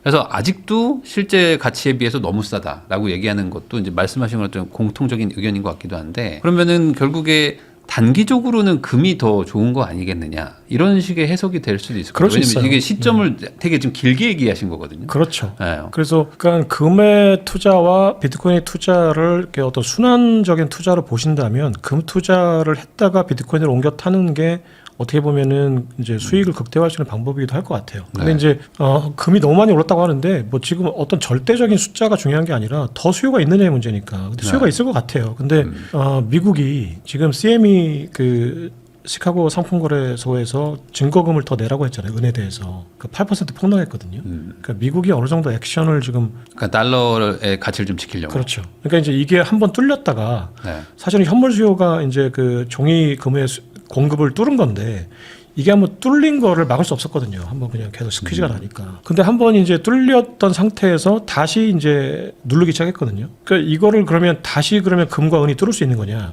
당분간은 아마 에너지가 셀 거라고 봐요. 금과 네. 은에 대한 지정학적인 불안감이 계속 커지고 있고 세계화가 반세계화 되는 과정에서 제국주의가 다시 이제 그 지역주의나 제국주의, 블록주의가 계속 득세를 하고 있기 때문에 그러면 그게 전쟁 가능성이 높아지는 거거든요. 그러니까 우리끼리 잘 살자. 뭐 위아더 월드가 아니라 앞으로는 아시아 잘 살자. 극동아시아만 잘 살자. 러시아랑 뭐 이쪽만 잘 살자. 또는 뭐 유럽만 잘 살자. 미국만 잘 살자. 이렇게 되면 서로 뺏어야 돼요, 이제는. 네. 그 국경이 닫히면은 내가 강제로 가서 뺏어야 되니까 전쟁 가능성이 굉장히 커져요. 그러니까 지정학적인 불안감이 커지면서 금에 대한 수요는 당연히 안전자산으로 늘어날 텐데 궁극에 내가 안전자산이냐를 한번 평가해 보시면 다시 또 장기적인 얘기로 넘어가게 되는데 그러면 금이 정말 내가 그 위험할 때 내 자산을 지키는 수단이야? 금은 언제든지 압류할 수 있어요. 실제로 압류했었어요.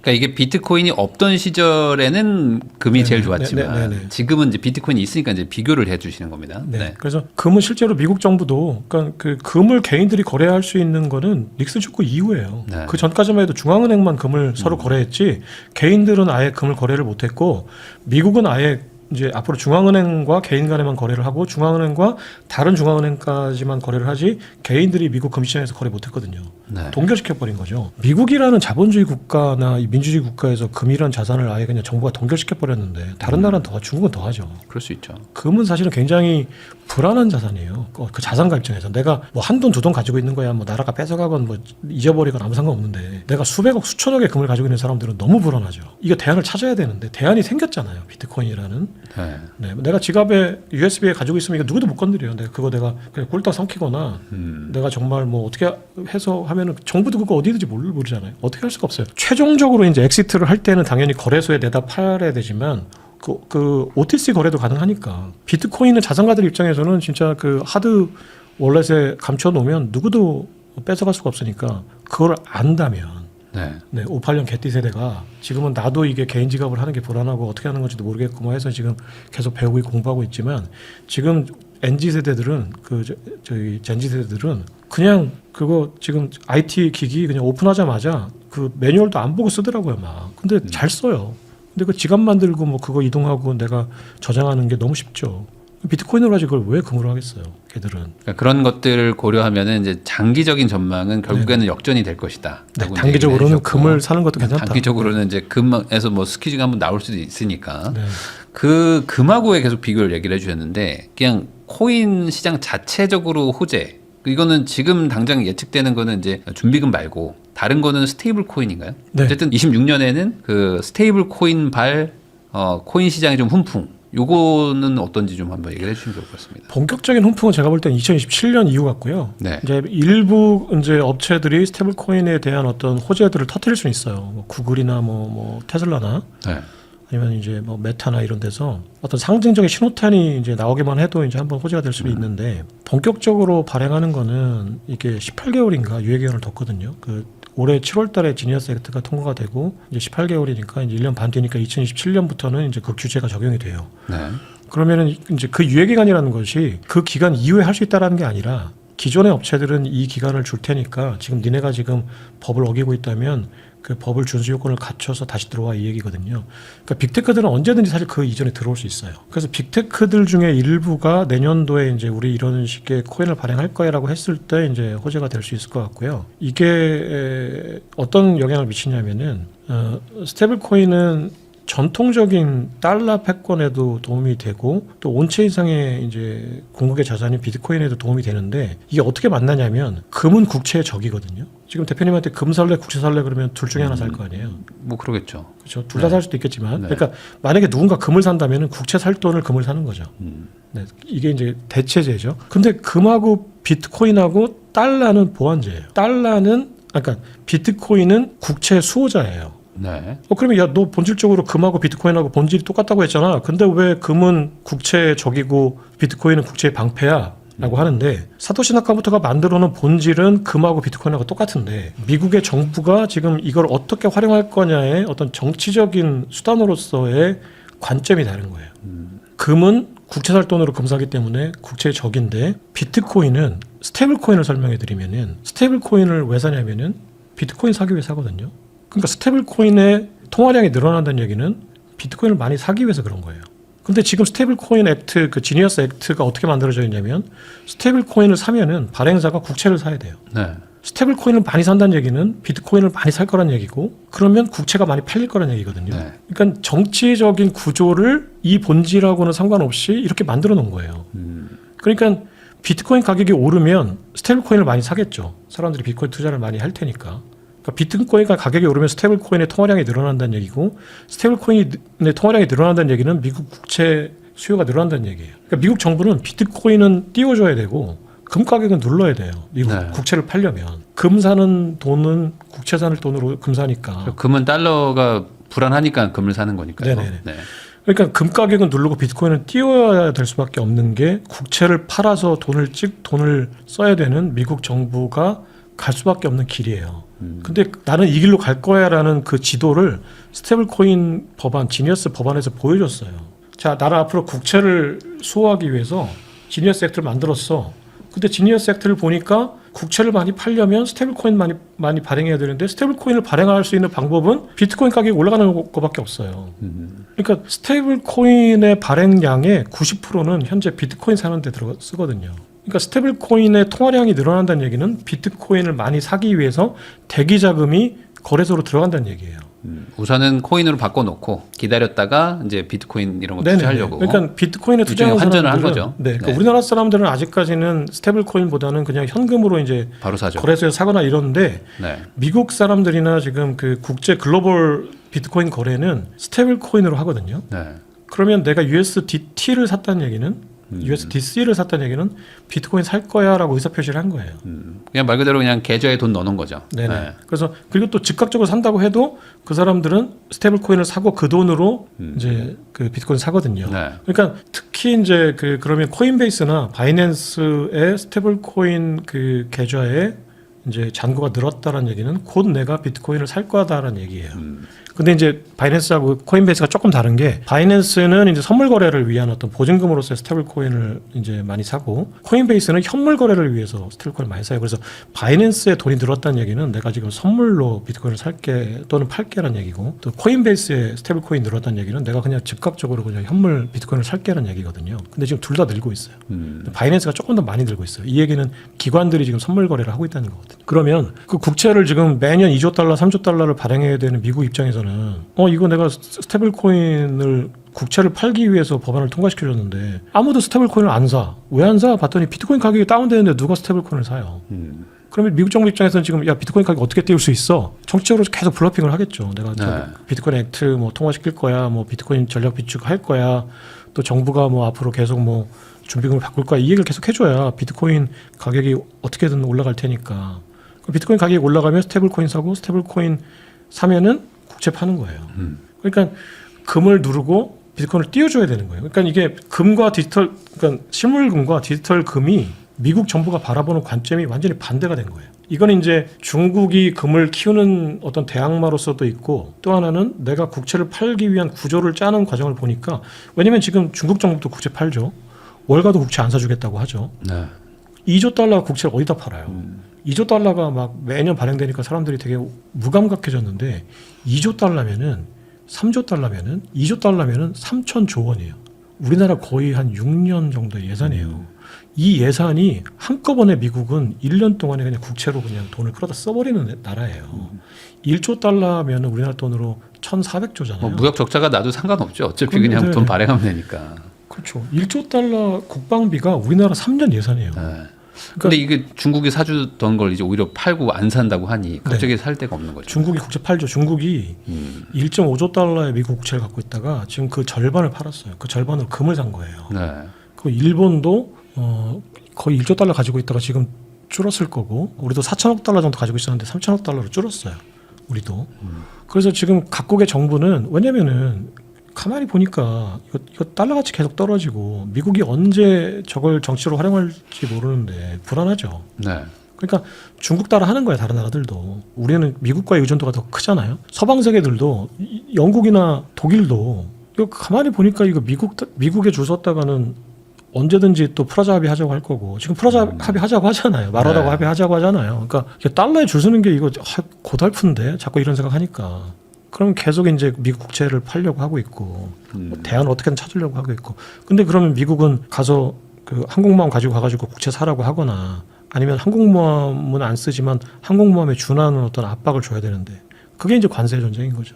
관세 전쟁으로 계속 이제 항공모함에 준하는 지금 압박을 주니까 알아서 그러면 우리가 그런 평가절 상학계를 노리는 거죠. 그 상대국에 그러니까 네. 그 달러를 가치를 떨어뜨려 줄게. 그게 이제 프라자 합의였는데 그걸 지금 관세 전쟁으로 하겠다는 거죠. 그러니까 이런 분위기에서 결국에는 마지막 기댈 곳이 금인데 금 가격까지 이제 붕괴시켜 버리면서 비트코인을 미리 선점해 놓으면 다시 한번 또 제국의 이 엔진이 돌아가기 시작하는 거잖아요. 네네. 그때까지 가려고 한다. 네네.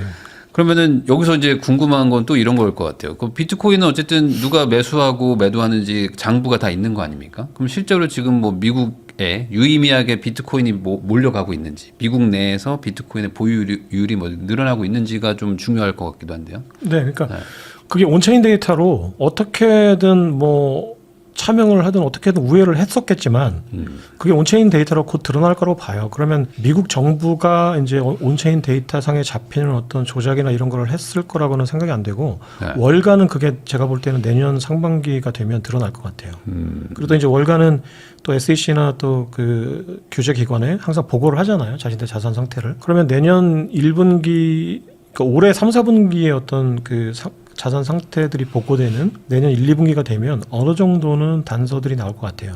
그러니까 그러면 예를 들어서 JP모건이 지금 3억 달러 정도의 비트코인 ETF와 네. 1억 달러 정도의 비트마인 주식을 가지고 있거든요.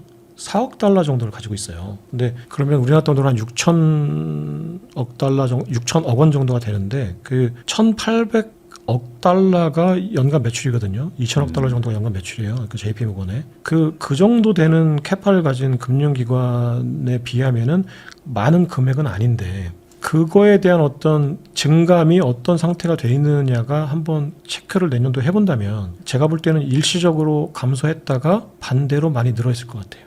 그러면 이제 3분기, 4분기 때 그 3억 달러가 예를 들어서 뭐 1억 달러나 1.5억 달러 정도로 줄었다가 어느 구간에서 갑자기 그게 오히려 보유량이 늘었다라고 하면은 시장에서 이제 매도 압력을 줬다가 이제 보유 지분을 늘렸다는 얘기니까 그렇게 되면 이제 지금 나오고 있는 여러 가지 추론들이 이제 드러나겠죠. 근데 실제로 그렇게 될지 안 될지는 아마 내년도에 보면 알 것 같고. 그렇게 되면은 이제 기존의 반감기 사이클이 아니라 이제 미국 정부가 주도하는 새로운 어떤 사이클이 뭐 네, 시작되는 그러니까, 거라고 볼 수 있겠네요. 네, 그러니까 그 아마 논리적으로 이성적으로 이제 계속 어떤 이쪽의 오피니언 리더들이 계속 그런 제목을 이제 언론에서 그걸 야마 뽑는다고 하는데 4년 주기 끝났다라는 야마를 계속 잡아주면 네.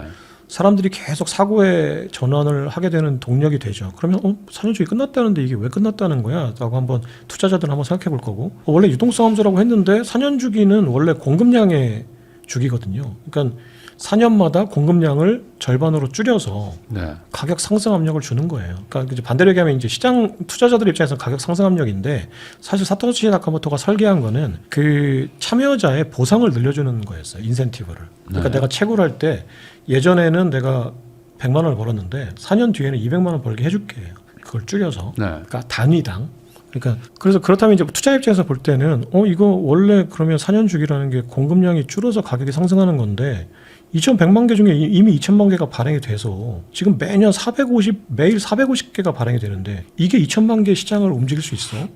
앞으로 공급이라는 게 그렇게 중요한 변수가 아니야. 그러면 비트코인 가격은 어떻게 움직이는 거야 앞으로? 공급량에 대한 변수가 없어졌어.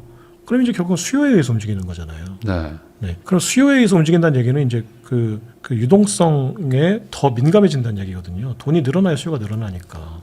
그러면 공급의 변수는 더 이상 이제 알고리즘에선 그 알고리즘에 따른 공급의 변수는 이제 삭감이 되고 그러면은 결국은 비트코인이라는 거는 그것이 가지고 있는 어떤 유용한 가치, 전 내재 가치라고 표현하는데 전통적인 금융 쪽에 계신 분들은 내재 가치라는 표현을 싫어할 거예요. 근데 내재 가치조차도 사실은 의미가 없는 거예요. 제가 볼 때는. 근데 아무튼 그 수요에 의해서 움직이는 상황이 되면 유동성에 더욱 민감해진다. 그럼 결국은 유동성의 주기에 따라서 움직이는 국면이 되면 결국은 미국의 금리 주기가 더 정확하게는 미국의 QE, QT 주기가 더 많이 작용하게 될 거다라는 쪽으로 갈 거예요. 그러면 그렇게 논리적인 판단이 이제 시장을 지배하게 되면 사람들이 이제 앞으로는 이제 미국의 어떤 금융시장의 어떤 뉴스들을 더 민감하게 보고 거기에 따라서 이제 투자를 하겠죠. 결국에 또 이게 뭐 미중 패권의 큰 그림 안에서의 비트코인이 어떻게 또 영향을 주느냐 뭐 이런 것도 좀 네, 봐야 될 포인트도 맞습니다. 있는 것 같습니다. 그러니까 말씀하신 대로 사실 비트코인은 이제 태생적으로 지정학적인 자산이에요. 네. 네, 그러니까 미중 패권 전쟁이 낳은 자산이에요. 달러라는 어떤 패권에 대항하는 자산인데 네. 지금 미국의 정부는 반대로 그거를 달러 패권을 지키는 수단으로 포섭하고 있죠. 네. 그렇게 이제 뭐 의도하지 않았었을 수도 있지만 그렇게 지금 약간 변형해가지고 이제 중국을 공격하면서 네. 이제 자기의 이제 달러 가치를 지키는 약간 일종의 잠깐 동행을 하는 거죠. 결국엔 이것도 나중 되면은 또 금처럼 작동을 하긴 하겠지만은. 김창익 작가님하고 이야기 나누고 있는데요. 그러면 이제 결국에는 비트코인의 미래에 대해서 저도 그렇고 꽤 많은 분들이 이제는 나중에는 그렇게 될 것 같아. 결국에 디지털 자산이 필요할 것 같아. 이제 현물이라는 개념보다는 이제 디지털 공간에 있는 공간의 자유로움, 어떤 제약이 없다라는 게 더 유리해질 것 같아까지는 다들 이제 이해는 하셨지만 결국에 지금 비트코인 자체를 갖고 싶어 하시는 분들도 있겠지만 결국에는 이제 이걸로 돈을 벌자. 유의미하게 다른 자산보다 더 많이 상승을 시켜서 나도 좀 인생을 바꿔보고 싶다는 마음에 이런 걸 하시는 분이 많잖아요. 당장은 어쨌든 많이 빠졌습니다. 그러면은 지금 우선 가지고 있던 분들, 이미 홀드하고 있는 분들은 지금 되게 힘든데 계속 홀드를 해야 되나요? 왜냐면 이게 더 내려갈 수도 있지 않습니까? 지금 어느 정도 저점 구간에 왔다라고는 보세요? 저는 저점 구간에 왔다고 봐요. 논리적으로만 보면. 근데 이제 진짜 포모 상태나 어떤 또 공포심이 막 자극될 경우에는 어떻게 될지 모르겠는데 그 구간은 벗어난 것 같아요. 만약에 그 지금 현재 11월 달이나 12월 초라면은 뭔가 퍼드들이 난무할 때 포모가 올 수 있는데 이미 그 상황은 벗어난 것 같고요. 그리고 또 이제 물론 이제 미국은 회계 그 연도가 좀 다르긴 한데 회계 연도가 바뀌는 이제 그 칼렌더 이제 12월 달력을 찢어버리게 되면 상황이 언제 그랬냐는 듯이 바뀔 수 있어요. 제 생각에는. 그래서 이제 그렇다면 타이밍을 정말 정교하게 맞출 수 있다면 아까 이제 대표님도 말씀했고 저도 동의했는데 금을 사서 차익 실현을 한 돈으로 비트코인 사거나 지금 우리나라 같은 경우도 돈을 많이 푸니까 부동산 가격이 막 올라가니까 네. 그러면은 아파트를 샀다가 또 차익 실현을 해서 비트코인 사거나 이게 가장 이상적이죠. 그 순환 주기를 맞출 수만 있으면. 근데 비트코인이란 자산이 그 급등할 때는 언제 그러냐는 듯이 급등해요. 일주일에 막 몇십 프로씩 올라가고 네, 하잖아요. 앞으로는 그럴 가능성이 지금 줄어들긴 했지만 그래도 특정한 어떤 통계를 보니까 비트코인의 가격이 10일 동안 올라가는 그 상승폭이 나머지 355일 동안 올라가는 폭보다 지난 10년간인가 계속 컸다고 하더라고요. 상승기 때. 대세 상승기 때. 그러니까 그 10일을 놓치면 비트코인 투자는 1년을 또 기다려야 되는 거예요. 네. 몇 년을. 네. 그러니까 그렇다면 내가 그 타이밍을 맞출 수 없다면 그리고 또 당연히 근데 이제 투자자들이 정말 여유가 있어서 내가 뭐 그냥 사놓고 나는 몰라라고 호들할 수 있는 부분이 뭐 저도 그렇고 많지 않으니까 가능하면 이제 그 순환매를 해서 맞추면 좋은데 근데 저도 투자를 이제 좀 해보니까 가장 좋은 거는 정말 우직하고 무식한 사람이 돈을 버는 것 같아요. 그러니까 그 약삭 빠르고 내가 똑똑하다고 하는 분들이 돈 번 거를 저는 많이 못 봤어요. 네.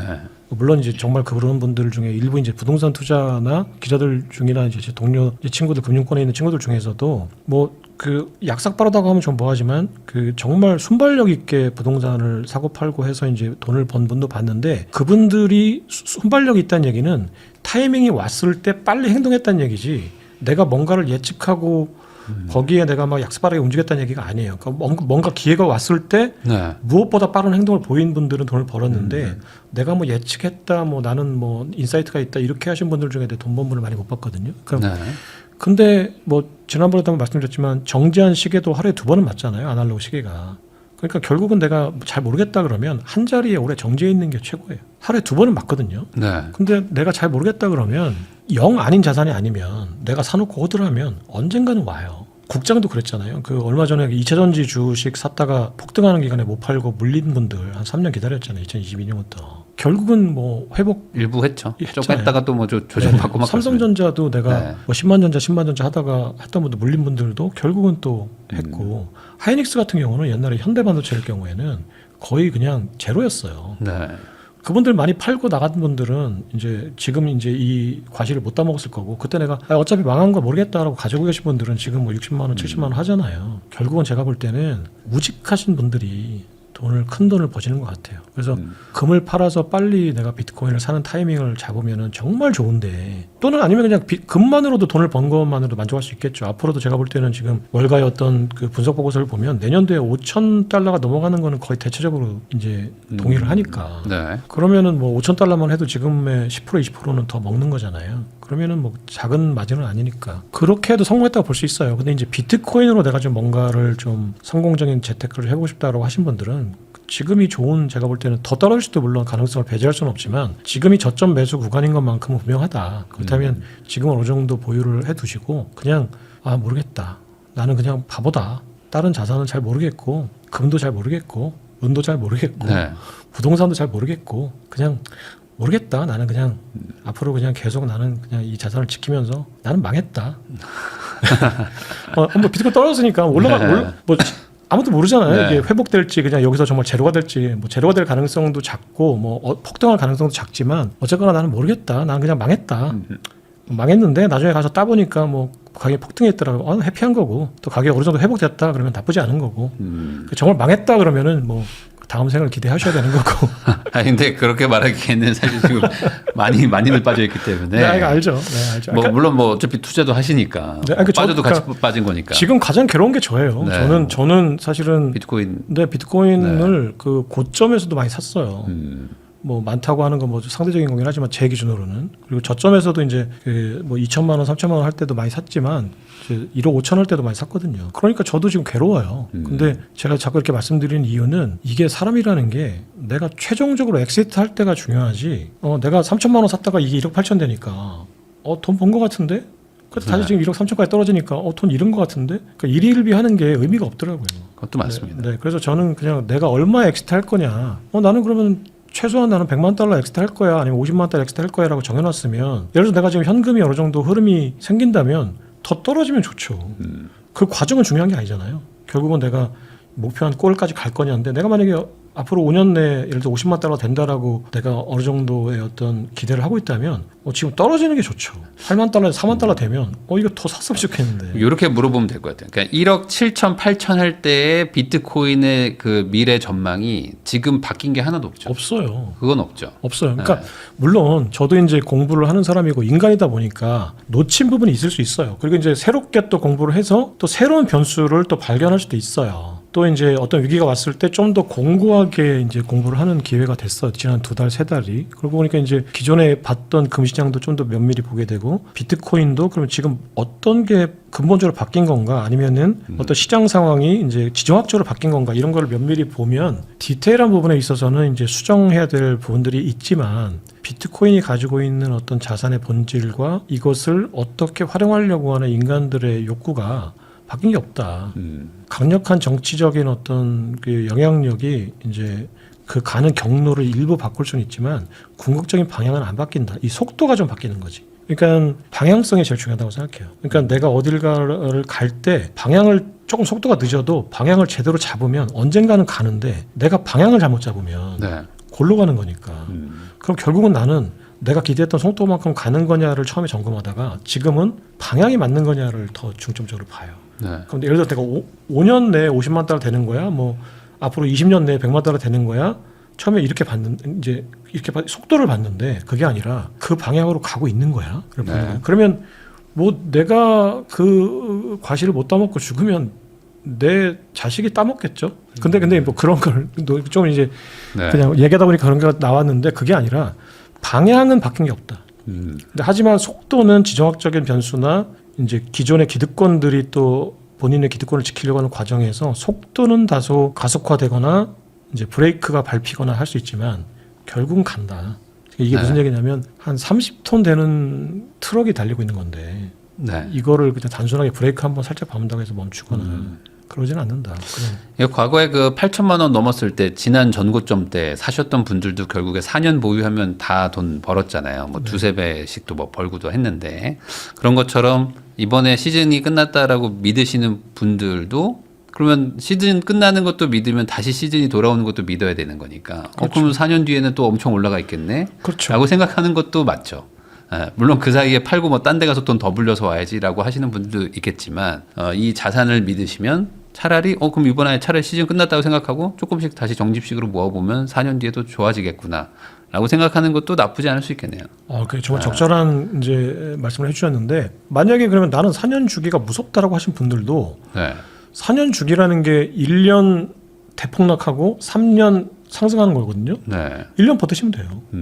4년 주기 없다라고 믿으시는 분들은 그럼 뭐야? 그럼 무슨 주기야? 유동성 주기입니다. 그래? 그럼 유동성이 내년에 늘어난다는데? 그러면 한 6개월 버티시면 돼요. 그러니까 6개월에서 1년 차이예요. 그 차이가. 네. 그러니까 어떤 쪽으로 판단을 하시더라도 결국은 그런 궁극적으로는 비트코인이라는 자산이 장기적으로 우상향하는 자산인 거냐를 판단하셔야 돼요. 그러면 거기에 대한 답은 역사적으로 보면은 그런 건 한 가지 있어요. 어떤 화폐가 남발될 경우에 분명히 화폐의 대안들이 나와요. 네. 그래서 실제로 비트코인 같은 화폐 혁명들이 사실 크고 작은 혁명들이 많이 있었어요. 근데 하지만 어떤 것도 그때 패권 화폐를 교체한 화폐는 없었거든요. 네. 그러면 비트코인도 그럴 거 아니야라고 이제 생각을 하게 되죠. 네, 근데 이제 그게 뭐였냐면 기득권의 채택의 여부였어요. 그러니까 사실은 그 이전에도 그 로마 시대 때도 그 디나르라고 해서 이제 로마가 화폐를 발행하는데 당연히 모든 정권은 가지고 있는 금의 양보다 더 화폐를 더 몰래 발행하죠.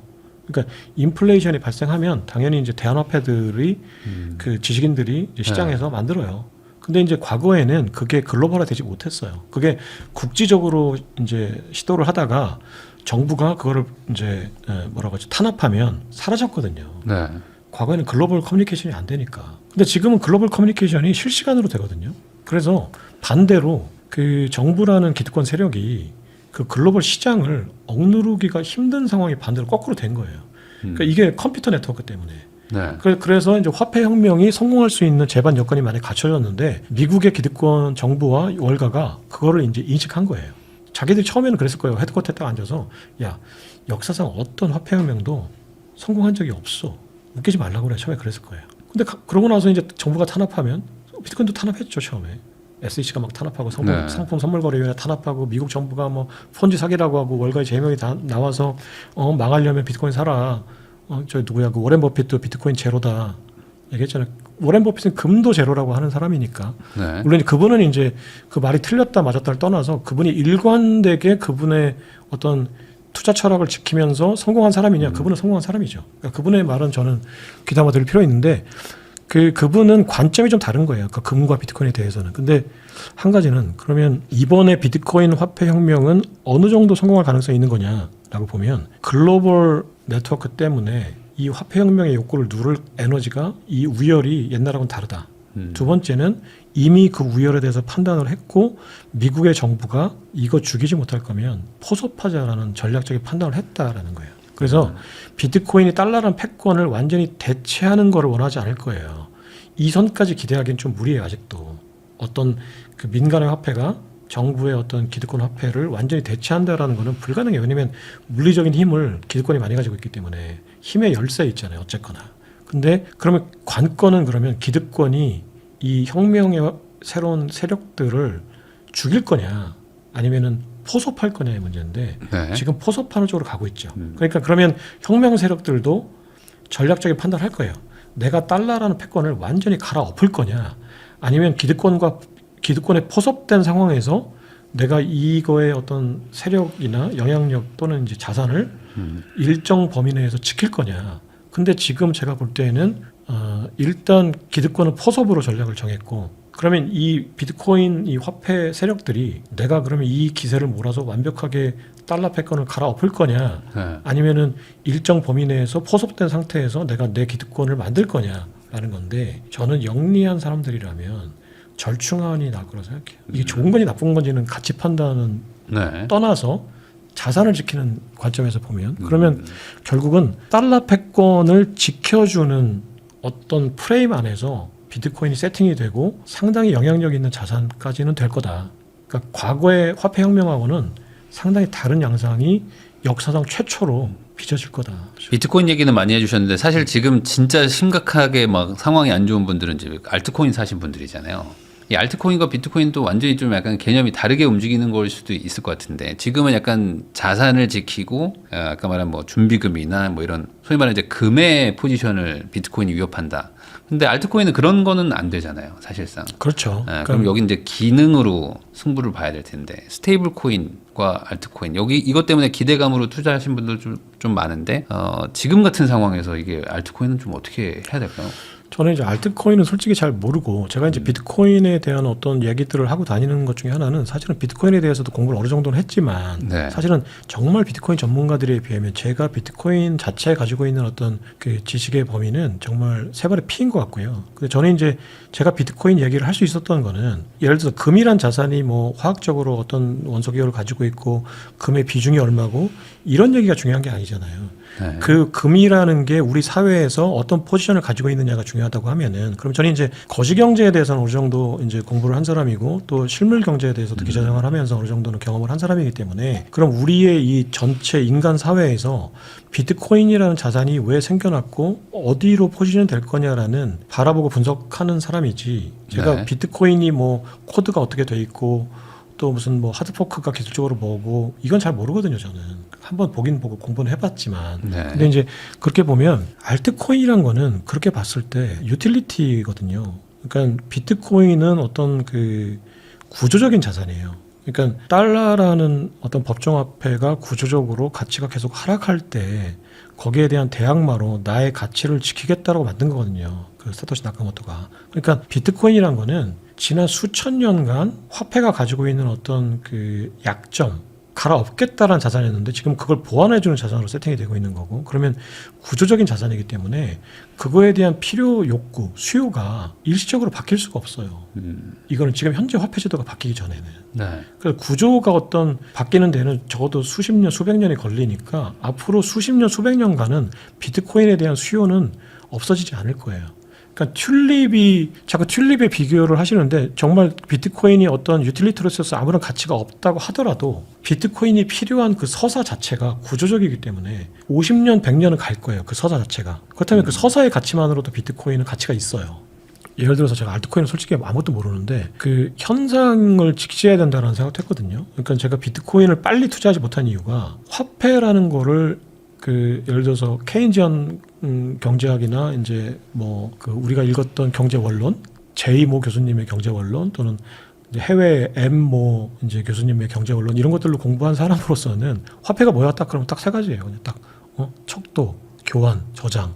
근데 비트코인 딱 누가 투자하라고 권유했을 때 집에 딱 들어가서 이제 제 모교 교수님이 컴퓨터 공학과 교수님이 이제 우연히 어디서 만났는데 김 기자 그 너 뭐 내가 뭐 요즘 세상에 뭐 도와줄 방법은 없고 비트코인 좋은 자산이니까 비트코인 한번 투자해 보세요 그러길래 교수님 알겠습니다 그래놓고 집에 와서 기사 검색도 해보고 네. 이제 검색해보면서 비트코인을 딱 보니까 이거 교환이 아닌데 그러니까 화폐로 접근했었죠. 화폐가 처음에는. 아닌데? 네. 그러니까 투자 못한 거예요. 그러니까 선무당에 사람 잡는다고 별로 경제에 대해서 잘 알지도 못하면서 내가 배운 거랑 다른데 그러니까 기존의 그 틀이 못 받아들인 거예요. 그래서 현상을 바로 직시하는 그 순발력이 없었어요. 왜냐면 기존의 틀에 안 맞으니까. 그래서 제가 비트코인을 한 5년만 먼저 투자했어도 아마 자산이 상당할 것 같은데 네. 그래서 제가 그때 내가 야, 네가 안다고 까불지 마라. 지금 이 우리가 경제라는 어떤 이 인간 사회에서 빚어지고 있는 이 현상을 네가 뭘 한다고 해석하려고 그래. 그냥 일단 첫 번째는 그 현상을 일단 직시해. 네. 사람들이 비트코인에 어마어마하게 몰리고 돈이 막 쏟아져 들어오는데 그럼 그게 중요한 거지. 왜 들어오는지 네가 왜 하려고 그래. 일단은 그러면 그 현상부터 봐라. 라는데 지금 이더리움이 저는 그런 상태라고 생각해요. 이더리움이 뭔지 솔직히 잘 모르겠고 또 이더리움이 실제로 그런 가치가 있는 거야? 솔직히 잘 모르겠는데 왜 이더리움에 자꾸 돈이 몰릴까? 그리고 그거에 대해서 그래도 똑똑하신 분들이 많이 또 얘기하고 피터 틸이나 뭐 톰 리나 네. 이런 분들이 계속 얘기하고 이제 아크 인베스트의 또 누구죠? 그 캐시우드나 이런 분들이 계속 얘기하고 돈이 거기에 몰린다는 이 현상 자체가 일단 의미가 있다. 뭔가 있는 거다. 자, 그렇다면 이 현상이 금방 수그러들 현상은 아니니까 일단 투자해놓고 공부해도 된다.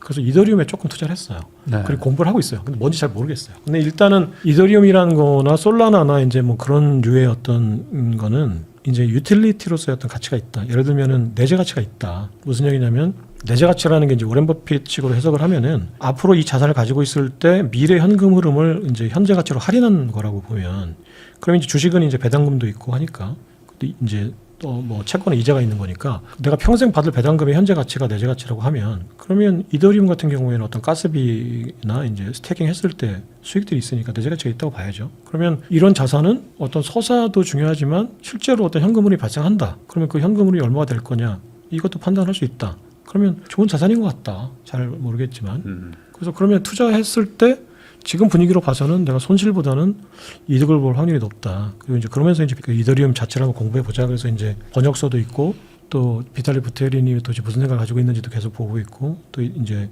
월가가 이더리움을 어떤 식으로 세팅하는지도 보고 있고 한데 이더리움 정도는 가치가 있는 것 같아요. 근데 예를 들어서 지금 어떤 뭐 솔라나 뭐 아발란체 등 많이 거론되는 이제 상위 이제 뭐죠 알트코인들은 어느 정도 가치가 있다고 보는데 공부를 좀 많이 하셔야 돼요. 이제 사든 말든. 근데 또 나머지는 이더리움도 작년까지는 쳐다도 보지 말라고 했었는데 네. 알트코인을 사는 이유가 뭘까를 곰곰이 생각해 보면 비트코인의 기회를 난 놓쳤으니까 알트코인으로 한 방에 역전할게라는 욕심이잖아요. 내가 어떤 자산을 샀을 때 정말 운이 좋아서 내가 떼부자가 된다 그러면은 적어도 선대에서 아버지나 할아버지나 증조할아버지, 고조할아버지까지는 독립운동에 투신을 하신 분들이어야 돼요. 조상님들이 네. 정말 공덕을 많이 쌓아서 내가 정말 운이 좋지 않으면 내가 어떤 운빨로 내가 자산 투자 성공했다라는 걸 기대하면 안 돼요. 그러니까 자산 투자를 내가 하겠다고 했을 때는 반대로 우리 조상님들이 국가의 역적일 거야라고 일단 전제해야 돼요. 나는 정말 운이 나쁜 놈일 거야. 네. 조상님들이나 하나님이 날 도와주지 않을 거야. 그럼 나는 반대로 엄청나게 공부하고 엄청나게 보수적으로 투자를 해야 성공하잖아요. 그게 맞는 거고 그러면 알트코인에 투자해서 내가 100배 뭐 20배 뭐 30배 내가 성공해 볼게라고 하면은 일단 내가 알거지가 되는 가능성도 염두에 둬야죠. 그런 위험한 투자를 왜 할까? 아니면 내가 정말로 어떤 배타적인 정보를 가지고 있거나 아니면 내가 거기에 대해서 정말 구조적으로 공부를 해보니까 이거는 그렇게 될 수밖에 없다라고 확신해야 되는데 그렇게 많은 공부가 과연 돼 있을까? 라고 보면 그냥 저를 쳐다보지 마라. 봐도 이더리움 정도만. 이더리움 정도까지는 이더리움 정도만 현상이 봐도 일단 네, 쉽지 심상치 않다. 않다. 그쪽도. 네, 이더리움은 현상이 지금 심상치 않아요. 제가 볼 때는. 왜냐하면 지금 월가 어떤 금융사가 자체 넷이 아니라 자체 메인넷을 만든 게 아니라 이더리움을 선택해서 그 지금 펀드를 만들었거든요. 그거는 지금 이더리움이 가지고 있는 어떤 무게나 어떤 속도나 이런 거에 대한 우월한 그 알트코인이 있음에도 불구하고 이더리움을 선택했다는 거는 월가는 어떤 효율성보다 아직까지는 보수적으로 이제 온체인 자산에 또 접근하고 있다는 얘기거든요. 근데 그렇게 보수적으로 본다면 어떤 효율성보다 안전성을 더 중시한다면 비트코인이나 이더리움을 능가할 만한 자산은 없어요. 온체인상에. 왜냐면 그 모든 알트코인은 야 비트코인하고 이더리움이 이런 단점이 있어. 난 이걸 극복할래 그러고 생긴 진보적인 자산이거든요. 반대로 얘기하면 효율성은 높지만 안전성이 떨어질 수밖에 없어요. 왜냐면 컴퓨터라는 것도 기브 앤 테이크잖아요. 내가 효율성을 높이면 안전성을 희생할 수밖에 없거든요. 비트코인도 필연적으로. 근데 비트코인은 내가 효율성을 죽이고 안전성을 택한 자산이에요. 이더리움은 프로그래머블한 자산이기 때문에 비트코인보다는 덜 안정적이지만 효율적이죠. 비트코인만큼. 근데 이제 그 월가는 비트코인보다는 효율적인 이더리움. 하지만 알트코인보다는 안정적인 이더리움을 택한 거예요. 이거는 구조적인 선택이라서 바뀌기 쉽지 않아요. 그래서 저는 그래서 그 나머지는 쳐다도 안 보는 게 그러면 결국에 뭐 이번 시즌 종료든 아니든 앞으로 3, 4년 뒤에 그때는 다시 한번 또 웃는 날이 올까요? 그러니까 이제 이런 시즌 종료라고 하면 3, 4년 뒤가 웃는 날에 오겠죠. 근데 이제 한번 생각해 보세요. 만약에 이게 그 유동성의 함수라는 걸 한번 인정하고 반대로 보잖아요. 3, 4년 뒤가 되면은 금리 상승기가 될 수도 있어요. 왜냐면 금리라는 것도 대략 한 4년 주기로 변곡점이 오거든요. 그럼 지금 금리로 만약에 내년도에 인하를 만약에 했다. 뭐 1%까지 정말 인하했다라고 보면은 많이 풀릴 거 아니에요, 돈이. 그럼 반대로 4년 뒤에는 쫙 올랐다가 또 빠질 수도 인플레이션 있죠. 때문에 다시 금리를 확 올려야 돼요. 네. 연준이 다음 정권에서는. 그러면 내가 나는 유동성 함수가 아니라 모르겠어. 뭐 지금 일단 4년 뒤 끝난 거야라고 해서 4년 뒤를 볼래 그랬는데 갑자기 금리가 올라가는 국면이 돼요. 그럼 그때 가서 오히려 반대로 가격이 또 떨어질 수 있어요. 반대로. 그러면 과거의 그 공급량 감소로 인한 채굴량 이제 반감기로 인한 시즌은 끝났고 이제 새로운 이제 유동성의 시즌이다. 이렇게 정리하면 되나요? 네네네. 저는 그렇게 될 거라고 보고 만약에 그렇게 이제 시즌을 유효하다고 봐서 이제 들어가신 분들은 아까 이제 제가 이제 모순된 말이 생기는데 그러면 또 4년 뒤를 바라라고 했잖아요. 네. 그렇게 믿는 분들은 4년 뒤를 기대할 텐데 4년 뒤에 다른 국면이 될 수도 있을 것 같아요. 네. 결국에 그러면 이거네요. 지금 빠진 게 곧 회복은 한번 될 것이다. 네네. 회복은 될 거니까 가지고 있는 분들 좀 버티시고 네. 살 분들은 이제 조금씩 뭐 적립식으로 사거나 하시면 되지 않을까 이렇게 좀 정리할 수 있을 것 같습니다. 네, 지금까지 김창익 작가님 모시고 최근 코인 시장에 대해서 다양한 이야기 나눠봤는데 지금 코인 투자하신 분들이 확실히 좀 분위기가 안 좋더라고요. 뭐 하나 영상 올라가도 막 댓글이 막 살벌합니다. 근데 이제 당연하죠. 올라갈 때 또 장난 아니거든요. 저도 이제 막 그 거의 뭐 이렇게 막 기도하듯이 막 너무 막 감사하다고 하는 것도 있는데 그만큼 이 시장이 워낙 변동성이 크니까 그거에 또 이제 심리적 스트레스도 많으신 것 같기는 그럼요. 해요. 네, 그래서 역설적으로 확신을 많이 갖고 있지 않으면 정말 네. 조금만 투자해야 되는 그런 자산인 것 같기도 하고. 그리고 제가 요새 느끼는 거는 뭔가 안 될 때 남 탓하는 사람이 많아요. 아 그런 건 뭐 원래부터 네, 있습니다. 그래서 저는 그걸 보면서 저도 그럴 욕구가 막 생겨요. 내가 이제 비트코인 샀는데 가격이 막 떨어지니까 네.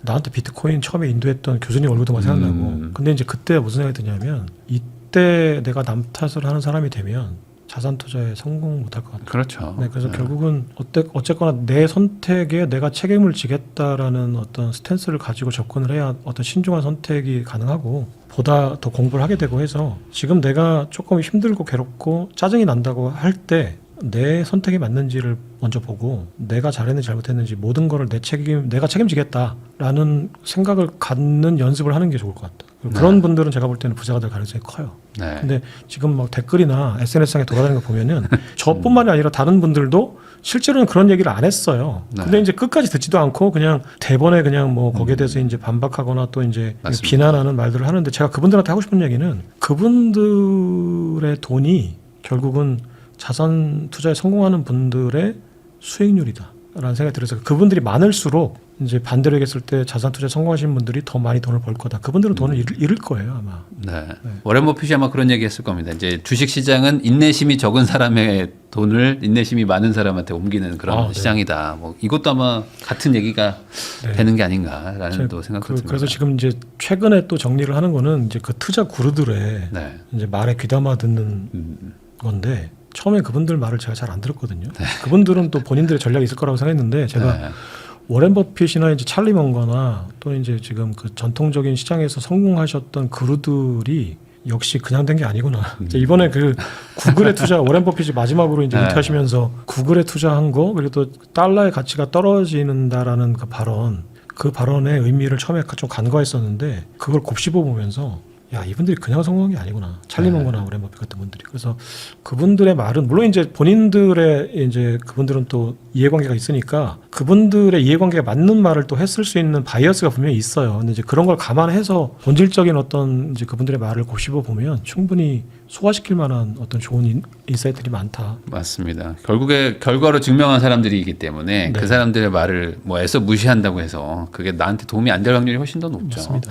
네. 오늘 내용들도 잘 참고하셔가지고 이제 내가 얼마나 이 자산에 확신이 있는가. 그래야지만 또 반대로 그 과실도 얻을 수 있다. 이런 것들 좀 고려하시면서 좋은 선택하시기를 바랍니다. 귀한 시간 내주셔서 시청해주신 거 다시 한번 감사하다는 말씀 전하면서 저도 작가님하고 인사 나누겠습니다. 오늘 나와주셔서 감사드립니다. 네, 감사합니다.